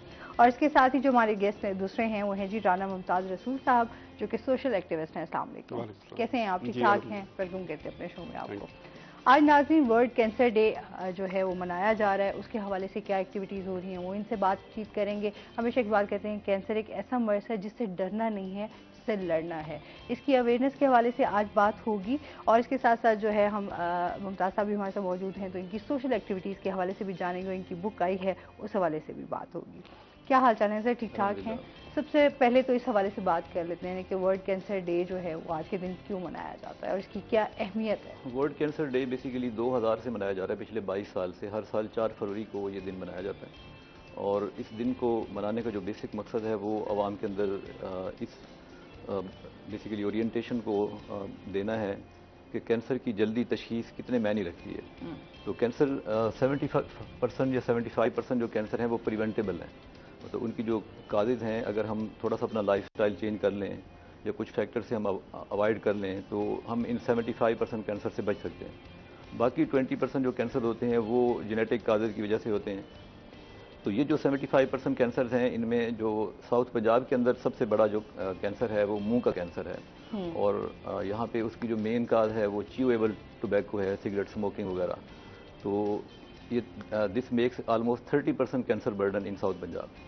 तो अगर हम इसके ऊपर कोई मुहिम चलाएं, आवाम के अंदर जो है वो एक उनको ओरिएंटेशन दें कि ये टोबैको कितना ख़तरनाक है, तो अगर हम इससे सेसेशन हो जाए टोबैको से तो एटलीस्ट मुंह का कैंसर साउथ पंजाब से काफ़ी हद तक ख़त्म हो सकता है। दूसरा ये है कि ये तो प्रिवेंशन के उसमें आ गया।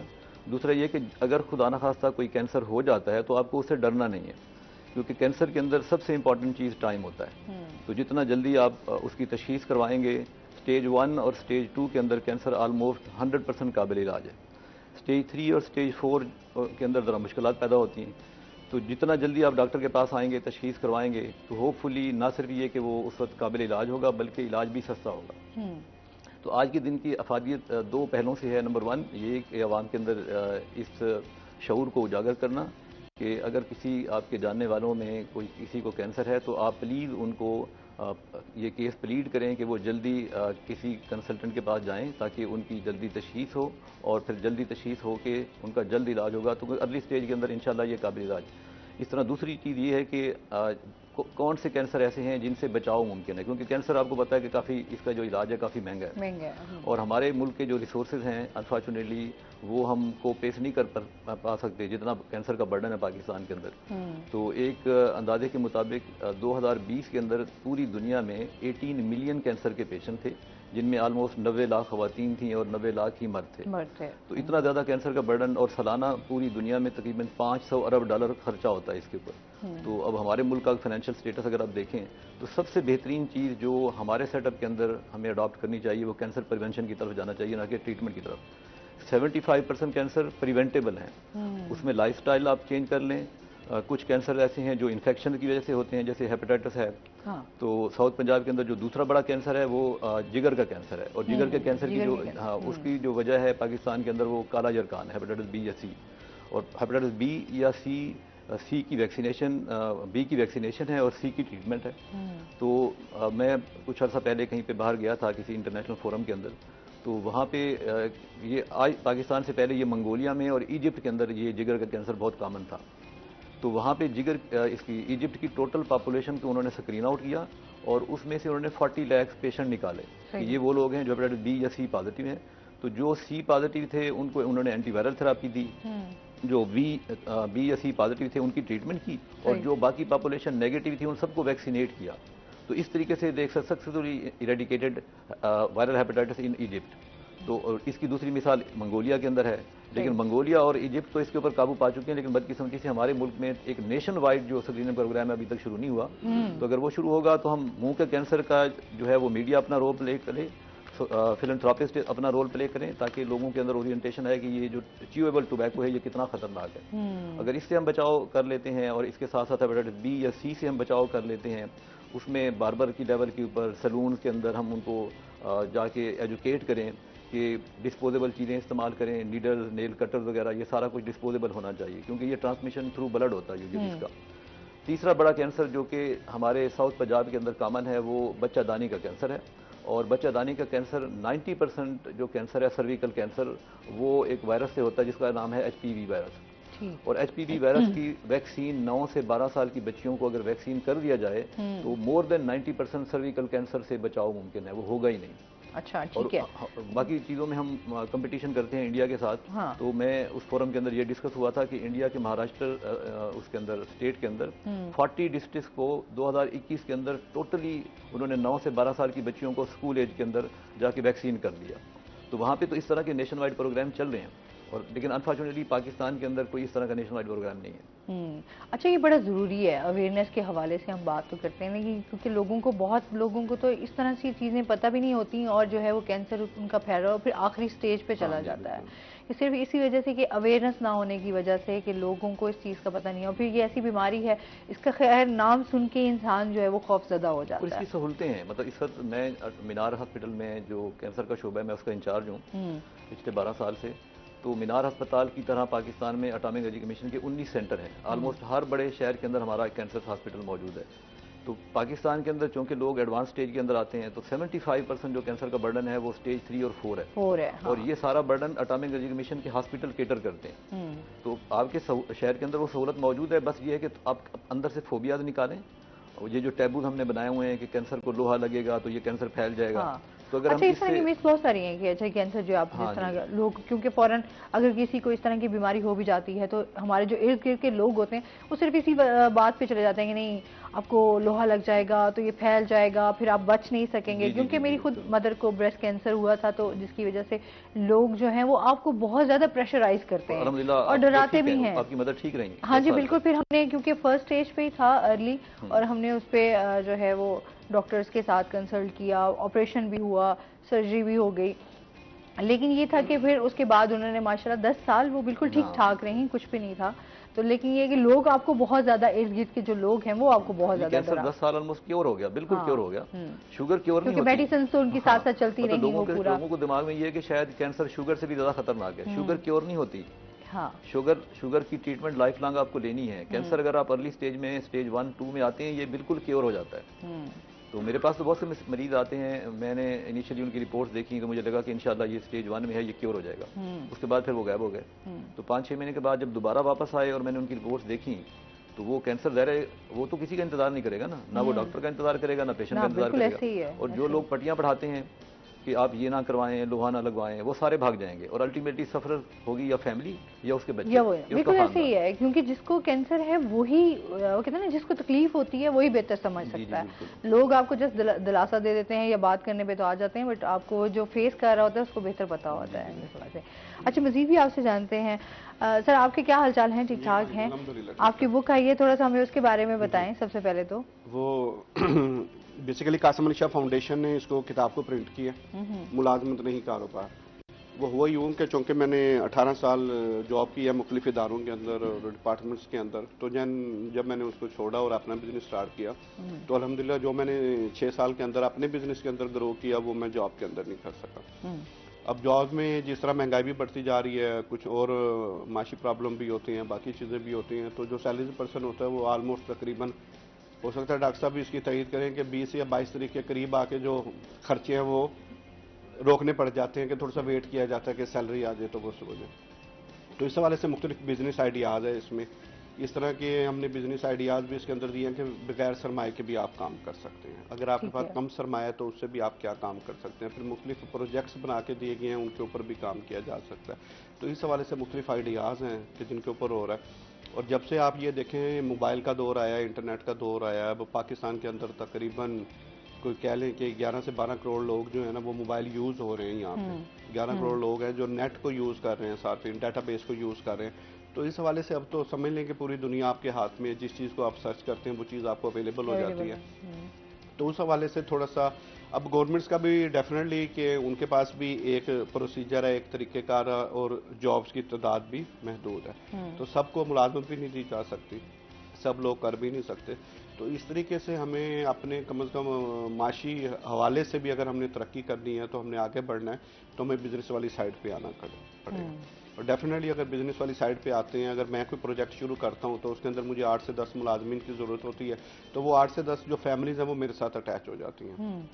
अगर इसी तरीके से हम छोटे बिजनेस को प्रमोट करते हैं और उनको बढ़ाते हैं, उनको फैसिलिटेट करते हैं, तो डेफिनेटली उनके साथ दूसरी फैमिलीज भी होंगी। जब दूसरी फैमिलीज भी साथ अटैच होंगी तो एक अच्छे ग्रुप की सूरत में एक अच्छा काम हो सकता है। फिर कई लोग ऐसा काम कर रहे हैं कि वो उन चीज़ों को बाहर एक्सपोर्ट करना पड़ता है, भिजवाते हैं, अगर वो भिजवाते हैं तो उससे रेवेन्यू भी आता है। और फिर वो चीज़ें जो महंगी चीज़ें हम बाहर से लेते हैं और वो हमारे पास आते हैं, अगर उसके मुकाबले में हम पाकिस्तानी अपनी चीज़ें बनाने लग जाते हैं तो उसकी कास्ट भी कम हो जाती है और ये भी होता है। तो इस हवाले से इन चीज़ों के ऊपर बेसिकली काम करो। सही। अच्छा, ये बड़ा ज़रूरी है क्योंकि हम देखते हैं आए दिन जो है वो लोग इसी वजह से बड़े परेशान रहते हैं, जिसमें बेरोज़गारी भी बढ़ रही है। तो सबसे पहले वही सरमाए वाली बात आ जाती है कि आपके पास सरमाया नहीं है तो आप कौन सा बिजनेस कर सकते हैं, ऐसा कौन सा बिजनेस है जो बगैर सरमाए के स्टार्ट हो सकता है। तो मैं चाहती हूँ आप थोड़ा सा इस हवाले से भी बताएं कि कुछ टिप्स दें कि हमारे जो देखने वाले हैं जो इस चीज़ को डॉक्टर के हाँ चले हम कुछ कर सकते हैं अगर हमारे पास सरमाया उतना नहीं है कोई भी नया कारोबार शुरू करने अच्छा, एक के तो लिए। ये है कि ना हर इंसान की एक अपनी तबीयत भी है, सोच भी है और उसका सोचने का अंदाज भी मुख्तलिफ है। हो सकता है जो मेरे अंदर क्वालिटीज़ ना हो वो डॉक्टर साहब के पास हो, जो डॉक्टर साहब के पास ना हो वो मेरे पास ना हो, और सेम इसी तरह आपकी वो चीज़ हो।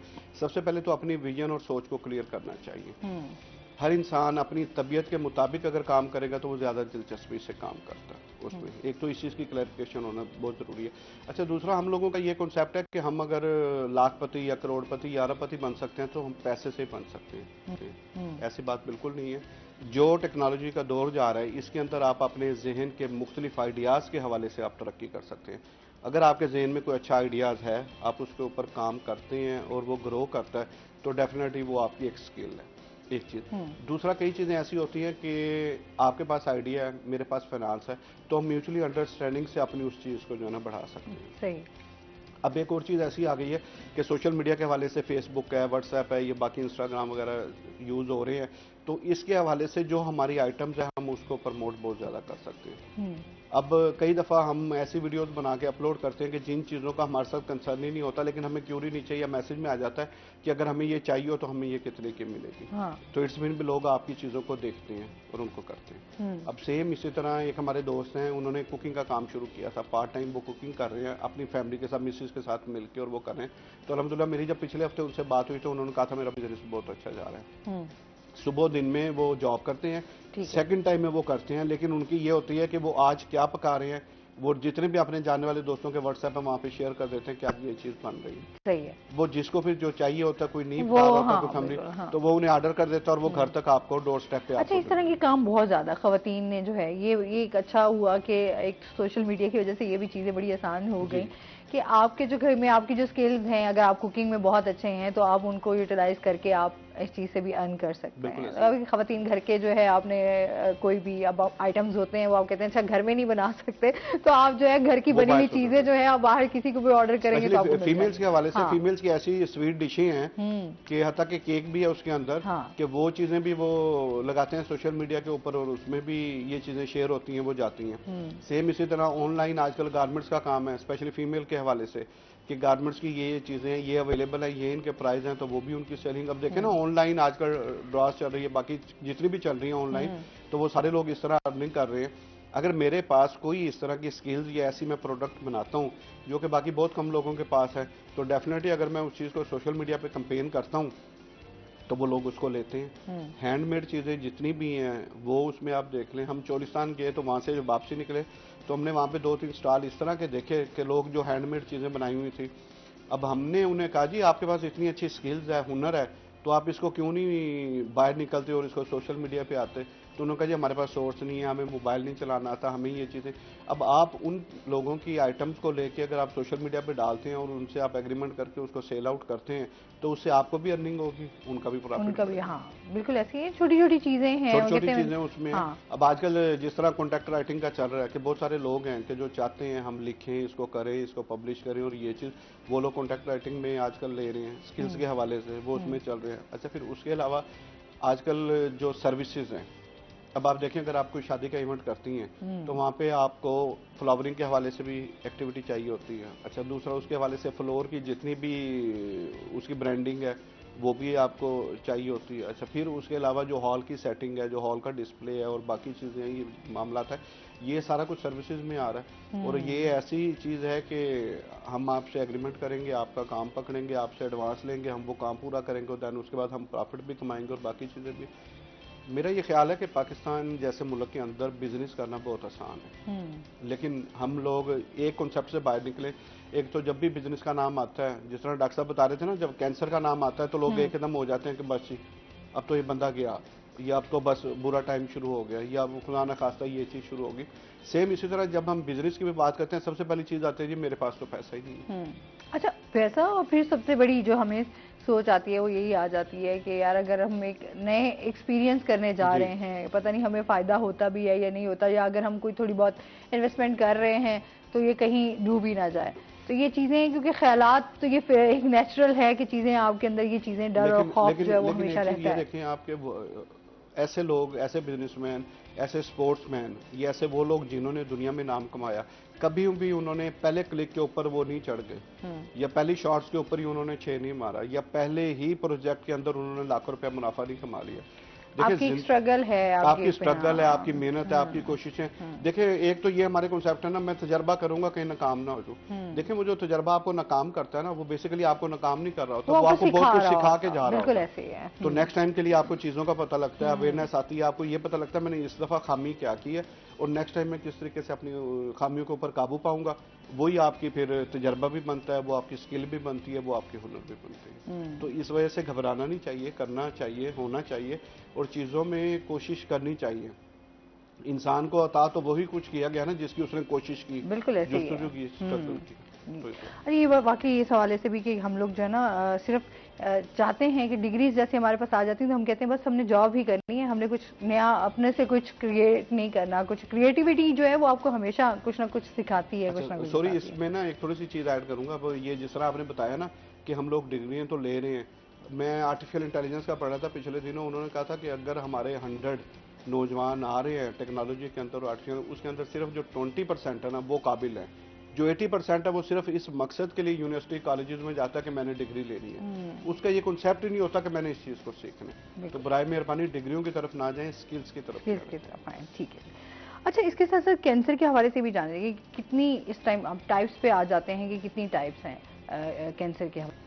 कैंसर की तकरीबन 120 टाइप्स हैं, जिसमें आप समझें कि मुख्तलिफ आर्गन के, एक ही आर्गन के मल्टीपल कैंसर की टाइप होती है। जो मेन कैंसर होते हैं उनको हम बोलते हैं कार्सिनोमास। तकरीबन 90% जो कैंसर हैं वो कार्सिनोमल होते हैं और तकरीबन 5-10% जो कैंसर होते हैं उनको बोलते हैं सार्कोमास। तो बॉडी के किसी हिस्से में भी एक ही आर्गन का, जिगर का सार्कोमा भी हो सकता है, जिगर का कार्सिनोमा भी हो सकता है। तो ओवरऑल अगर देखा जाए तो तकरीबन मोर देन 100 कैंसर की टाइप्स हैं।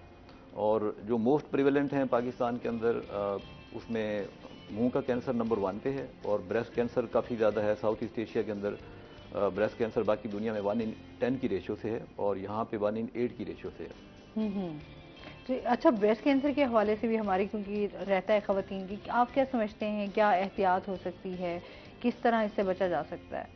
जैसे मैंने पहले ही बताया ना कि कैंसर में 70% कैंसर प्रिवेंटेबल है, जो 30% हैं वो जेनेटिक काजेज वगैरह की वजह से होते हैं। तो जो प्रिवेंशन बेसिकली है उसमें 3 फैक्टर्स मेन होते हैं जो कैंसर में रोल प्ले करते हैं।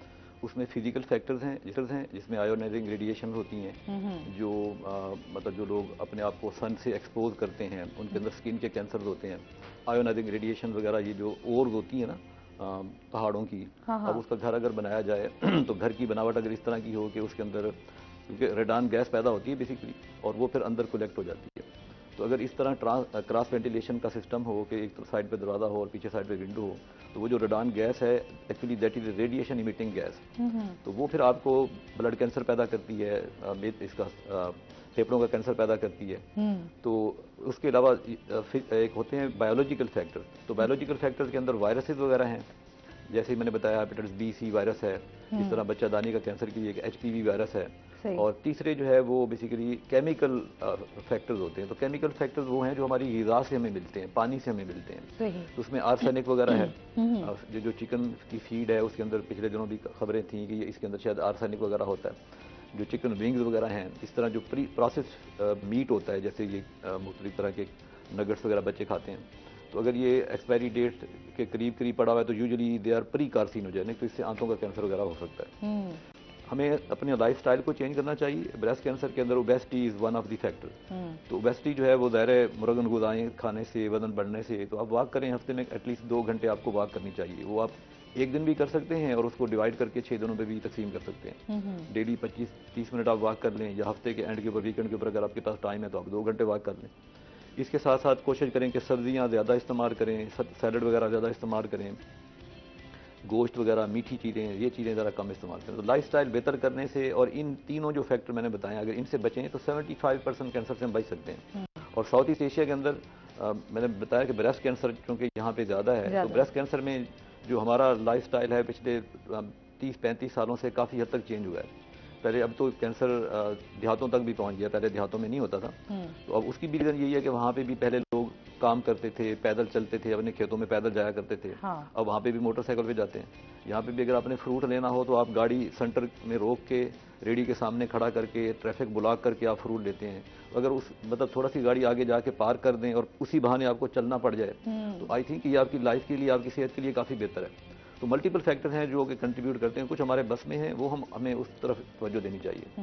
वही बात है ना, लाइफस्टाइल और आपका खाना पीना ये बड़ा मैटर करता है। हम बहुत सारी बीमारियों की ये कहते हैं कि जिस तरह बहुत सारी ऐसी बीमारियां आ गई हैं जिनको शायद हम लोग समझ ही नहीं पा रहे थे कौन सी बीमारी आ गई, कैसे आ गई। हमारे मुल्क में ना क्वालिटी चेक नहीं है। मतलब क्वालिटी चेक में ये है कि ये जो सब्जियां, फ्रूट्स वगैरह भी होते हैं, इनके ऊपर पेस्टिसाइड्स हाँ जी, स्प्रेज वगैरह। हाँ, अभी जो हमारी सब्जियां जो है वो गंदे पानी से ही तैयार हो रही हैं मोस्टली, तो हम यही देखते हैं। आपको याद होगा कि पिछले दिनों को ये एक कंपनी है बरतानिया के अंदर, जो कि पूरे यूरोप के अंदर ना वो मीट की वो बना के ना देती है बर्गर वगैरह के लिए। तो वहाँ पे जो भी मतलब बर्गर वगैरह में मीट इस्तेमाल होता है, उसका भी क्वालिटी चेक होता है कि वेदर दिस इज बीफ और दिस इज समथिंग एल्स। तो पता चला कि ये इसका जो डीएनए उन्होंने टेस्टिंग कराई, तो पता चला कि ये हॉर्स का वो है, मीट है। हाँ, मीट है। तो यहाँ पे अब कौन चेक करता है? तो बेसिकली ये तो हुकूमत की लेवल के ऊपर हो कि क्वालिटी चेक्स थोड़े से बेहतर हों। ये जो हमारी हम चिकन इस्तेमाल कर रहे हैं उसकी फीड कैसी है, इंटरनेशनल स्टैंडर्ड को मीट करती है नहीं करती। ये जो सब्जियां हम लोग खा रहे हैं, ये जो दूध हमारे बच्चे पी रहे हैं, तो इसका चेकअप। दूध की तो यकीन करें, इस टाइम खालिश चीज़ें तो हमें मुयसर ही नहीं है। दूध की बात करें, अब जैसे हम कहते हैं आप चाय भी बना रहे हो तो आप टी वाइटनर डाल दें तो आप समझते हैं कि चाय दिया। तो मतलब इस तरह की जो चीज़ें आ रही हैं, जो केमिकल्स आ रहे हैं, वो हमारी सेहत के लिए बहुत ज़्यादा नुकसानदेह हैं। अच्छा, इसमें इस पर मजीद भी बात करेंगे। नाज़रीन, अभी हमने जाना ब्रेक पे, हमारे साथ रहिएगा।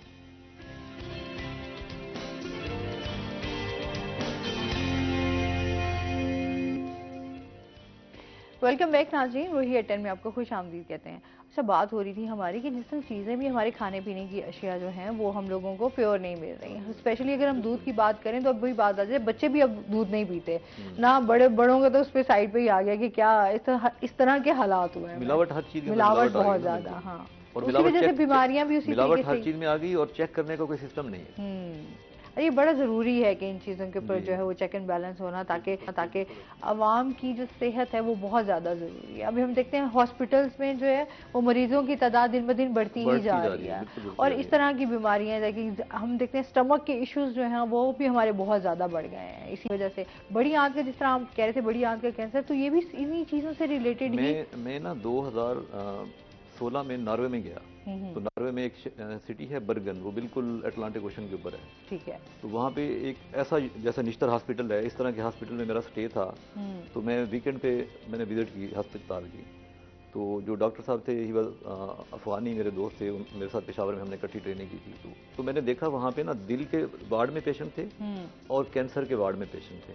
इसके अलावा बाकी कोई डायरिया नहीं है वहाँ पे, किसी को खांसी नहीं है, किसी को बुखार नहीं है। मतलब वहाँ पे ये लेवल है। हमारी अब इमरजेंसी में जाएं, सारे ज्यादातर फूड पॉइजनिंग के साथ आए होते हैं। हाँ जी, मतलब हमारी निश्तर की इमरजेंसी, उसमें डायरिया, मतलब गैस्ट्राइटिस वगैरह, गैस्ट्रोएंटराइटिस वगैरह 70-80% पेशेंट जो है इसके साथ आते हैं, जो कि फूड से रिलेटेड है। फूड से, हाँ, क्योंकि लोग बाहर का खाना ज्यादा पसंद करते हैं और फिर बाहर की एक देखें ना, स्पेशल वो कैंपेन चलती है, बकरा ईद के ऊपर मैसेज चलते हैं, हाँ, खाएं जितना आप कर सकें। हाँ। क्योंकि वो पता होता है कि डेफिनेटली बकरा ईद के बाद लोगों ने जो है ना वो तबीयत खराब होनी है और उन्होंने हॉस्पिटल में एडमिट होना है और वो आना। अच्छा, गोश्त का भी इस्तेमाल जो है वो बहुत ज्यादा है। आप क्या समझते हैं कि अगर जो कैंसर के स्पेशली पेशेंट्स होते हैं उनको किस तरह की एहतियात करनी चाहिए खाने पीने के हवाले से? कैंसर के पेशेंट में पहले तो फ्रेश, नंबर 1 पे फ्रेश चीजें इस्तेमाल करें। नंबर 2 पे सब्जियां, फ्रूट्स जो है वो हाफ बॉइल्ड या सेमी बॉइल्ड वो इस्तेमाल करें। और कोशिश करें कि ये जो प्रोसेस्ड मीट होता है ना, प्रोसेस्ड मीट का मतलब है कि जो आपने मीट लिया, उसको फिर बॉयल किया और फिर उसको रख दिया 3-4 महीने तक, तो ये प्री कार्सिनोजेनिक है आंतों के कैंसर के लिए। तो कोशिश करें कि मीट जो है वो फ्रेश इस्तेमाल करें। अगर आपने करना है, पहले तो मीट कम इस्तेमाल करें, लेकिन अगर आपने करना है, क्योंकि मीट के अंदर कुछ इसेंशियल अमीनो एसिड्स होते हैं कि जो कि दालों शालों में नहीं होते, तो हमारी रिक्वायरमेंट है। तो कोशिश करें कि फ्रेश मीट इस्तेमाल करें और जिसके अंदर ये कुकिंग ऑयल वगैरह जो भी हमने इस्तेमाल करना है वो बहुत कम हो, क्योंकि हम तो सारी कौम कोलेस्ट्रॉल में तैर रही है ना, हम वी आर स्विमिंग। बहुत ज्यादा हमारे खानों में जितना कुकिंग ऑयल डाला जाता है वो शायद वो दुनिया में कहीं नहीं अगर वो जाएगा। खाने के ऊपर ऑयल ना आए तो कहते खाने का मजा नहीं आया। मजा नहीं आता। हाँ। और दूसरा ये है कि आपने जो भी खाया ना तो वो आप वॉक करें, वॉक खत्म हो गई है। हमारा जो सेडेंटरी लाइफ स्टाइल है पिछले 30-35 सालों में, वो अब बाकी दुनिया में कहीं पे भी जाएं वो लोग जो है वो ट्रैम पे सफ़र करते हैं, मेट्रो में सफ़र करते हैं, तो डेली 4-5 किलोमीटर एवरेज बंदा चलता है वहाँ पे। यहाँ पे आप अगर नोट करें, कैलकुलेट करें तो हार्डली 500-700 स्टेप से ऊपर नहीं जाते हम लोग। तो वो फिर जो भी आपने खाया, कैलोरी बर्न आपने की नहीं, वो आपके बॉडी में इकट्ठी होती जाएंगी और उससे फिर अल्टीमेटली आपकी वो ओबेसिटी बढ़ेगी और इसमें ये है कि बाहर के ममालिक में लोग ज़्यादा चलना फिरना ज़्यादा पसंद करते हैं बजाय कि वो गाड़ियों में और जो है वो इस तरह सफ़र करें। अच्छा, इस तरह एक तो कैंसर के हवाले से ये बताएंगे यहाँ पर क्या फैसिलिटीज़ मिल रही हैं निश्तर के हवाले से, क्योंकि हम लोग देखते हैं यहाँ पर पहले बहुत इस तरह इलाज के हवाले से लोगों को ये आता था कि यहाँ पर मुश्किलात का सामना करना पड़ता है, लेकिन अब अल्हम्दुलिल्लाह पिछले कोई हमारा PC1 जो अप्रूव हुआ है उसके अंदर जो लेटेस्ट मशीनें हैं जो कि पहले लाहौर, इस्लामाबाद, कराची में होती थी, वो इस वक्त मीनार में ऑपरेशन है पिछले 1 साल से। इसमें कैंसर की एक जदीद मशीन है, लीनियर एक्सेलेरेटर उसको बोला जाता है, वो हमारे पास 1 साल से चल रही है। एक दूसरी बच्चादानी के कैंसर के लिए एक ब्रेकी थेरापी होती है जिसको अंदर की शुआएं कहा जाता है, वो भी हम 2 साल से उसको चला रहे हैं। कैंसर की तशखीस के लिए यहाँ पे मेमोग्राफी सिस्टम है हमारे पास मीनार अस्पताल के अंदर, उससे हम स्क्रीनिंग वगैरह करते हैं। और कैंसर की जो इनिशियल तशखीस होती है ना वो बायोप्सी से होती है। ठीक है। तो बायोप्सी का मतलब अक्सर लोग उसी में टाइम ज़ाय करते हैं कि कोई लंप हुआ, लंप अगर आप हफ्ता 10 दिन के बाद आपको लगता है कि ये मुसलसल बढ़ता जा रहा है, आपने एंटीबायोटिक वगैरह खाई, इसका मतलब वो पीप वाला नहीं था, आपको बुखार नहीं है, एंटीबायोटिक के इस्तेमाल के बावजूद भी वो ठीक नहीं हो रहा, तो डेफिनेटली वो कोई किसी गोश्त का लंप है ना। तो फिर आप उसमें से सैंपल लेते हैं सुई के जरिए और फिर उसकी तशखीस होती है, तो उसको बोलते हैं बायोप्सी। ठीक है। तो मीनार के अंदर अल्ट्रासाउंड गाइडेड बायोप्सी भी की सहूलत भी है। ठीक है। तो सबसे पहला जो टेस्ट है, जब जितना अरसा आप बायोप्सी से दूर भागेंगे उतना आपका इलाज दूर होता जाएगा। तो बायोप्सी से बिल्कुल आप ना डरें। मेरे पास पेशेंट आते हैं, पता चलता है कि जी 2 साल पहले मुझे ये तशखीस मेरी होगी, तो मुझे पता था ये मेरा लंप है, तो टेस्ट क्यों नहीं कराया? वो डॉक्टर साहब वो बस बायोप्सी कहाँ से कराते, 1-2 जगहों पे गए हैं छोटे शहरों में तो उन्होंने नहीं की। तो मीनार के अंदर बायोप्सी जो है वो होती है, हम सैंपल निकाल के दे देते हैं, मीनार में भी टेस्ट होता है, अगर कोई चाहे तो शौकत खानम, आगा खान वगैरह बाहर की अच्छी लैब से चेक करा लेते हैं। उसकी जो रिपोर्ट आती है वो हमें बताती है कि जो लंप है ये खतरनाक है या आम है। अगर आम है तो कोई बात नहीं, फिर आप इंतजार कर सकते हैं, लेकिन अगर खतरनाक है तो फिर इमीडिएटली फिर हम टेस्ट कराते हैं कि अब इसकी स्टेज कौन सी है। तो स्टेज के टेस्ट भी सारे मीनार में हो जाते हैं। तो उसके बाद जो ट्रीटमेंट है सर्जरी के अलावा बाकी सारी रेडिएशन वगैरह, कीमोथेरापी, वो सारी हम यहाँ से करते हैं। ठीक है। और हमारे पास ट्रीटमेंट के हवाले से ये है कि 3 सोर्सेज हैं पेशेंट की हेल्प आउट करने के लिए। सबसे बड़ा सोर्स इस वक्त जो है वो सेहत कार्ड है। पाकिस्तान मतलब जो सेहत कार्ड पूरे पंजाब के अंदर चल रहा है, KP के अंदर चल रहा है, तो मोर देन 95% पेशेंट जो है दे गेट बेनिफिट फ्राम सेहत कार्ड। उसके अलावा पाकिस्तान बैतुल माल का कुछ फंड है, तो 3-4 करोड़ तक की हेल्प हमारे अस्पताल में वो कर देते हैं। जिन लोगों के पास सेहत कार्ड भी नहीं है और बैतुल माल का फॉर्म भी नहीं बनता, तो वहाँ पे वेलफेयर सोसाइटीज़ हैं। ठीक है। एटॉमिक तमाम हॉस्पिटल के अंदर वेलफेयर सोसाइटी है, तो वो तकरीबन 15 से 20 लाख की दवाई पुअर पेशेंट का जिनका सेहत कार्ड वगैरह नहीं है, तो हम उधर हेल्प करते हैं। किसी पेशेंट को रिफ्यूज़ नहीं किया जाता। आपके अंदर ये ना हो कि मेरे पास पैसे नहीं है, मैं टेस्ट कैसे कराऊंगा, मेरा इलाज कैसे होगा। तो आप जब भी आपको कोई ये डाउट हो तो और आपको डॉक्टर कोई लोकल डॉक्टर आपको बताए कि आपको कैंसर की खतरा है, तो आप मीनार के अंदर आएँ, तो सारे टेस्ट आपके हो जाएंगे और इंशाल्लाह इलाज भी होगा आपका। सही। अच्छा, बहुत सारे लोगों को ना ये इसका आइडिया ही नहीं है कि मीनार में जिस टाइम जो है वो ट्रीटमेंट हो रहा है। निश्तर के साथ ही अटैच है मीनार? जी, निश्तर प्रोविंशियल गवर्नमेंट का है और मीनार फेडरल गवर्नमेंट का एटॉमिक एनर्जी कमीशन के अंडर में 19 अस्पताल काम कर रहे हैं। आप समझें कि प्रोविंशियल गवर्नमेंट वाले जो है वो 20% हॉस्पिटल उनके हैं और बाकी तकरीबन 70% जो है वो एटॉमिक के हैं, 10% प्राइवेट हैं। जैसे शौकत खानम है, आगा खान है, ये प्राइवेट हैं 10% तक, और बाकी तकरीबन 20% प्रोविंशियल गवर्नमेंट के हॉस्पिटल हैं और 70% जो है वो एटॉमिक के सेंटर हैं। सही। अच्छा, आज के दिन के हवाले से आप लोगों की क्या एक्टिविटीज़ चल रही हैं? मैंने बोला पिछले 20 साल से जो कैंसर ये डे मनाया जा रहा है, 2020 से पहली दफ़ा ये स्टार्ट हुआ था। तो हर साल 4 फरवरी को मकसद ये है कि आवाम के अंदर ये शऊर दिया जाए कि कैंसर की जल्दी तशखीस करवाएं, नंबर 1, और नंबर 2 कैंसर से बचना ज़्यादा बेहतर है बनिस्बत इसके कि कैंसर हासिल करें। तो बचाने के लिए जो मेन कैंसर हैं जो हमारे इस इलाके के अंदर हैं, वो सिगरेट से होते हैं, वो टोबैको से होते हैं। अवेयरनेस प्रोग्राम आपके लोगों की तरफ से जो है वो करवाए जाते हैं डिफरेंट। तो वो इसमें प्रिंट मीडिया, सोशल मीडिया, हर जगह हमने कंट्रीब्यूट करना है। तो हमारे अस्पताल में इस वक्त लेक्चर वगैरह भी हम हैं, यूनिवर्सिटियों में भी हम जाते हैं। सही। तो जैसे पिंक रिबन का एक मंथ था अक्टूबर का ब्रेस्ट कैंसर के हवाले से, तो उस वक्त भी तो हमारे सारा साल तकरीबन ये इस तरह की मुहिम चलती रहती है। सही। अच्छा, मजीद भी आपसे जानते हैं सर, जिस तरह हम बिजनेस के हवाले से बात कर रहे थे, अभी आपकी ट्रेनिंग भी आप लोग दे रहे हैं या आप करवा रहे हैं या बिल्कुल, नहीं? वो स्किल्स के हवाले से भी हमारे मुख्तलिफ इवेंट प्रोग्राम आते रहते हैं हमारे। अब जिस तरह पिछले दिनों हमने अनाउंस किया था कि आजकल फिश फार्मिंग के हवाले से ना केज फिश फार्मिंग आ रही है, कि आप बहुत ही महदूद सी जगह के अंदर आप केज बना लेते हैं और उसके अंदर आप जो है ना मछलियों की ग्रोथ करते हैं, उनको बनाते हैं। अब उसमें भी दो तीन चीज़ें होती हैं। एक तो ये है कि मछली की जो खुराक है वो थोड़ी सी बेहतर होती है उसमें। दूसरा ये है कि पानी की चेंजिंग भी वहाँ पे होती रहती है। जिस तरह ये आजकल मछलियों के बारे में कहा जाता है ना, सब्जियों के ऑर्गेनिक वेजिटेबल, तो सेम इस तरह समझ लें ये भी ऑर्गेनिक ही फिश के हवाले से ये मुख्तलिफ आइडियाज़ हैं। सही। अच्छा, अभी इस ट्रेनिंग के दौरान ये है कि जब ये ट्रेनिंग कंप्लीट हो जाएगी, एक तो ये है कि गवर्नमेंट ऑफर करती है कि वो लोग जिन्होंने ये स्किल्स ली हुई है उनको हम जो है ना लोन अप्लाई करते हैं। उसमें 80% गवर्नमेंट सपोर्ट करती है और 20% जो कैंडिडेट होता है या बिजनेस करने वाला वो खुद उसमें करता है। तो ये एक बहुत अच्छी अपॉर्चुनिटीज़ है जो कि आती है। ठीक है।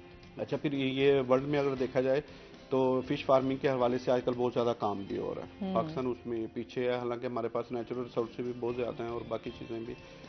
तो अच्छा, दूसरा इसके अलावा कि मुख्तलिफ हम आजकल जो सोशल मीडिया के हवाले से है ये भी कंपेन्स हम चलाते हैं कि आप अपने मोबाइल के ज़रिए ऐप के थ्रू आप क्या क्या अर्निंग कर सकते हैं, जिस तरह अमेजोन भी चल रहा है और बाकी उसमें। अच्छा, हमने थोड़ा सा मोबाइल से हट के भी, कई लोग ऐसे हैं कि जो कहते हैं हम पढ़े लिखे नहीं हैं तो मोबाइल की हमें इतनी सूझबूझ नहीं है, हम नहीं कर पा रही है इस तरह, उसके हवाले से भी मुख्तलिफ सेशन है। अब जिस तरह ये आजकल आपने देखा होगा कि जो भी जितने बड़े घर बनते हैं, अच्छे घर बनते हैं, तो उनके अंदर सीलिंग का काम होता है, छत का काम होता है। उसके हवाले से भी हमने ट्रेनिंग सेशन एक रखा है। इस तरह हमारे एक दोस्त हैं, वो बहुत ज़्यादा ना शीशे की कारीगरी के अंदर बहुत काम कर रहे हैं जी। तो पूरा पूरा घर जो है ना, जिस तरह मसाजिद और बड़े बड़े ये इदारे जितने बनते थे वहाँ पे ये काशीगरी का शीशे वाला काम किया जाता है, तो उसके हवाले से भी हमारा एक प्रोग्राम चल रहा है। फिर इसी तरह मुल्तान है, मुल्तान की सकाफत के हवाले से ब्लू पॉटरी है, उसके हवाले से भी है। तो बल्कि मैं तो ये आपके प्रोग्राम के वसासत से रूही के उससे मैं करूँगा भी कि वो लोग जो वो रेगुलरली हमारे पेजेस वगैरह देखते भी हैं और बाकी चीज़ें भी, तो वो इन सेशन को ज़रूर ज्वाइन करें। लेकिन जब तक आप स्किल नहीं लेंगे, किसी भी चीज़ का हुनर नहीं आपके पास आएगा, तो आप ये क्लेम नहीं कर सकते कि मैं ये बिजनेस करना चाह रहा हूँ। तो ऐसी स्किल्स के लिए मुख्तलिफ सेशंस हमारे होते हैं, उनको ज्वाइन करें, वहाँ पे आएँ, उनको स्किल लें। तो देन स्किल लेने के बाद तो फिर वो ज़ाहिर है भी उसके अंदर जितना आप काम करते जाएंगे लर्निंग भी आती जाएगी आपको, और आप उसमें अपनी जो सोर्स ऑफ इनकम है उनको भी बहुत ज़्यादा बेहतर कर सकेंगे। सही। इसी तरह पिछले दिनों कोथम कॉलेज है, उन्होंने एक सेशन शुरू किया था, हमने उसको भी प्रमोट किया कि बगैर कोई फीस दिए आप कुकिंग के हवाले से चीज़ें सीख सकते हैं। अब ये वर्ल्ड लेवल के ऊपर मतलब किया जाता है प्रमोट इन चीज़ों को, और इनके लिए बहुत ज़्यादा अपॉर्चुनिटीज़ हैं बाहर वाले ममालिक में। तो वो ऐसे दोस्त जिनको बेशक फीमेल भी हों उसमें, कि जिनको इस चीज़ का है कि मुझे ये सीखना चाहिए, तो इस तरह के नौजवानों को ज़रूर आ जाना चाहिए। अच्छा, स्किल्स वाकई आपको तालीम के साथ स्किल्स जो हैं वो बहुत ज़्यादा फ़ायदा देती हैं। हुनर जो है वो आपके पास हो तो आप एक अमीर आदमी हैं। बिल्कुल ऐसे ही। अच्छा, अभी जिस तरह की हमारी मुआशी सूरत हाल है, जिस तरह हमारी चीज़ें जो हैं वो बहुत ज़्यादा हम सफ़र कर रहे हैं, आप क्या समझते हैं किस तरह का काम जो है वो आपको ज़्यादा जो है वो फ़ायदा दे सकता है, किस तरह के काम? उसमें तो देखें ना, आजकल जिस तरह सोशल मीडिया का दौर चल रहा है, हम इसी हवाले से अटैच करेंगे, पूरी दुनिया जो है ना वो मोबाइल्स के ऊपर ही है, मोबाइल्स पे कर रही है। एक तो ये कि आपके अंदर जो स्किल्स है ना उसको उजागर ज़रूर करें, उसको बाहर ज़रूर निकालें। कई दफ़ा आपने भी देखा होगा, आप कभी जानने वालों के या अजीज़ो कारिब के घर जाती हैं तो वहाँ पे आपको इस तरह की चीज़ देखती हैं, तो आप भी या हम भी या जो भी होते हैं तो हम ज़रूर पूछते हैं कि ये किसने बनाई है, किसने की है। तो वो बताते हैं जी ये हमारे बच्चे ने की है। तो हमें ये एक चीज़ नज़र आ गई कि उस बच्चे के अंदर ये वाला टैलेंट है। अच्छा, फिर हम उनके पेरेंट्स से या उनसे पूछते हैं कि जी आप बच्चे को करवा के रहे हैं? नहीं जी, मेरी तो बहुत ख्वाहिश है मैं अपने बेटे को ना डॉक्टर या इंजीनियर बनाऊं, या अपनी बेटी को। अब आपको एक चीज़ नज़र आ रही है कि उस बच्चे के अंदर ये वाली स्किल है, ये प्रमोट भी हो सकती है, ये बच्चा नेशनल लेवल पे, इंटरनेशनल लेवल पे ये बच्चा जा भी सकता हो सकता है। लेकिन चूंकि हमारे वालिदैन की या मेरी बीइंग ए फादर ये ख्वाहिश है कि मेरा बेटा डॉक्टर या इंजीनियर ही बने, तो उस बच्चे की वो जो स्किल्स है ना उसको हम वहीं पे दबा देते हैं, वो कर देते हैं। कई दफ़ा ये भी हुआ होगा कि मार्क्स की वजह से, बाकी चीज़ों की वजह से, अगर बच्चा करता है कि मैंने इस चीज़ को चेंज करना है और मैं इस लाइन पे जाना चाह रहा हूँ, लेकिन हम लोग किसी न किसी तरीके से उसको दूसरी साइड पे करते हैं। बस डायरेक्शन हम नहीं उनको दे सकते, डायरेक्शन हम उनको बेहतर दे ही नहीं सकते, उनकी उन स्किल्स का हम यूज़ कर ही नहीं सकते कि भी हमें उन बच्चों की स्किल्स की तरफ लेके आना चाहिए, एक चीज़। दूसरा ये कि इस पे हम मजीद बात करते हैं। नाज़रीन, अभी हमने जाना है ब्रेक पे, हमारे साथ रहिए।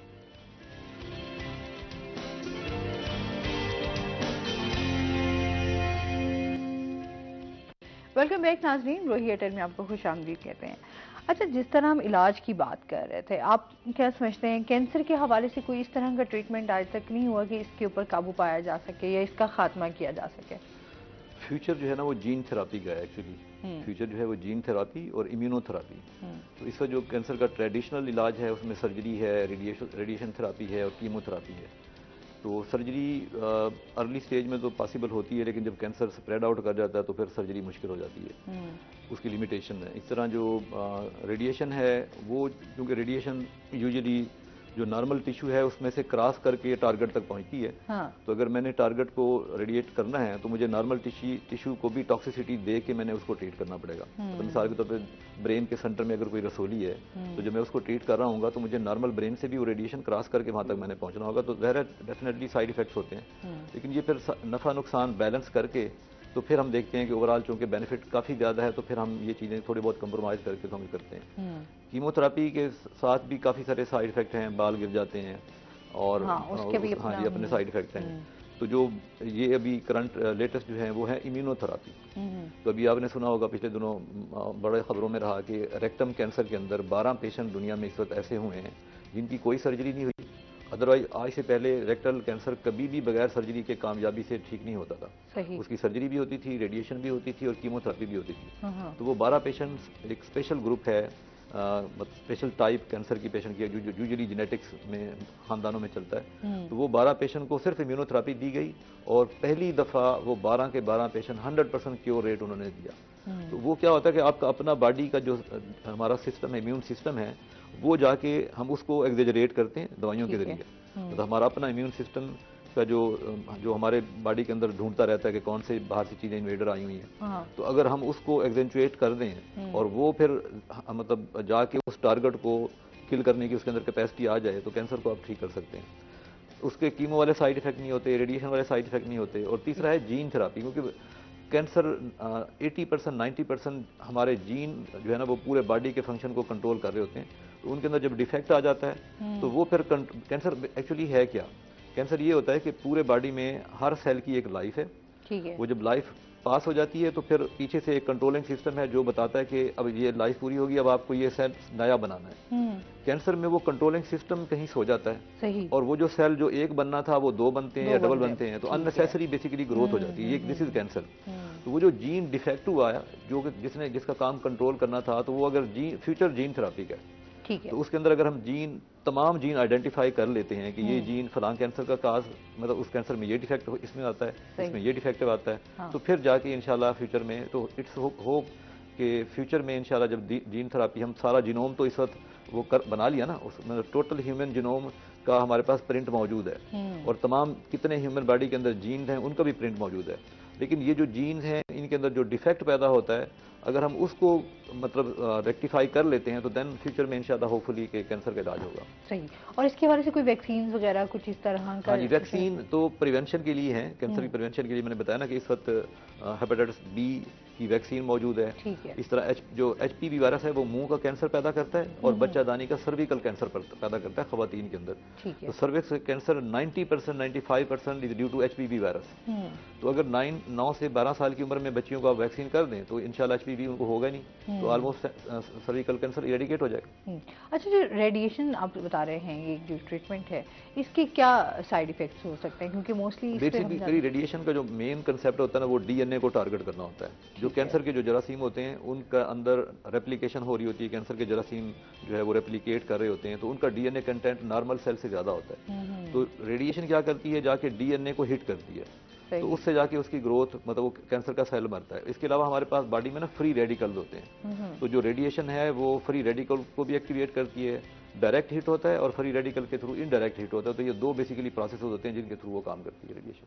सही। लेकिन ये जो सारे प्रोसेस हैं ये नॉर्मल टिश्यू के अंदर भी हो रहे होते हैं। तो चूंकि नॉर्मल टिश्यू को भी थोड़ा बहुत डैमेज होता है, तो इसलिए फिर अब लेटेस्ट जो कैंसर की रेडिएशन है इस तरफ तवज्जो दी जा रही है, क्योंकि ऐसी रेडिएशन हो जो नॉर्मल टिश्यू से जब गुजरे तो वहां पे ये डैमेज ना करे और डायरेक्ट टारगेट तक जब पहुंचे। तो इस वक्त एक और रेडिएशन की मखसूस टाइप है, उसको बोलते हैं कार्बन टाइप ना प्रोटॉन थेरापी जिसको बोलते हैं। ठीक तो है। प्रोटॉन थेरापी की जो मतलब एक स्पेशल लेंथ तक जो है ना वो रेडिएशन का बेनिफिट नुकसान नहीं होता, और उसके बाद तो फिर वो डॉक्टर जो है वो लेटेस्ट जदीद टेक्नोलॉजी से ये डिफाइन करते हैं कि कितनी लेंथ तक जो है ना हम ऐसा प्रोटॉन लें कि जो जहाँ जाके टारगेट करे उससे पहले जो है ना वो कोई रेडिएशन इमिट ना करे।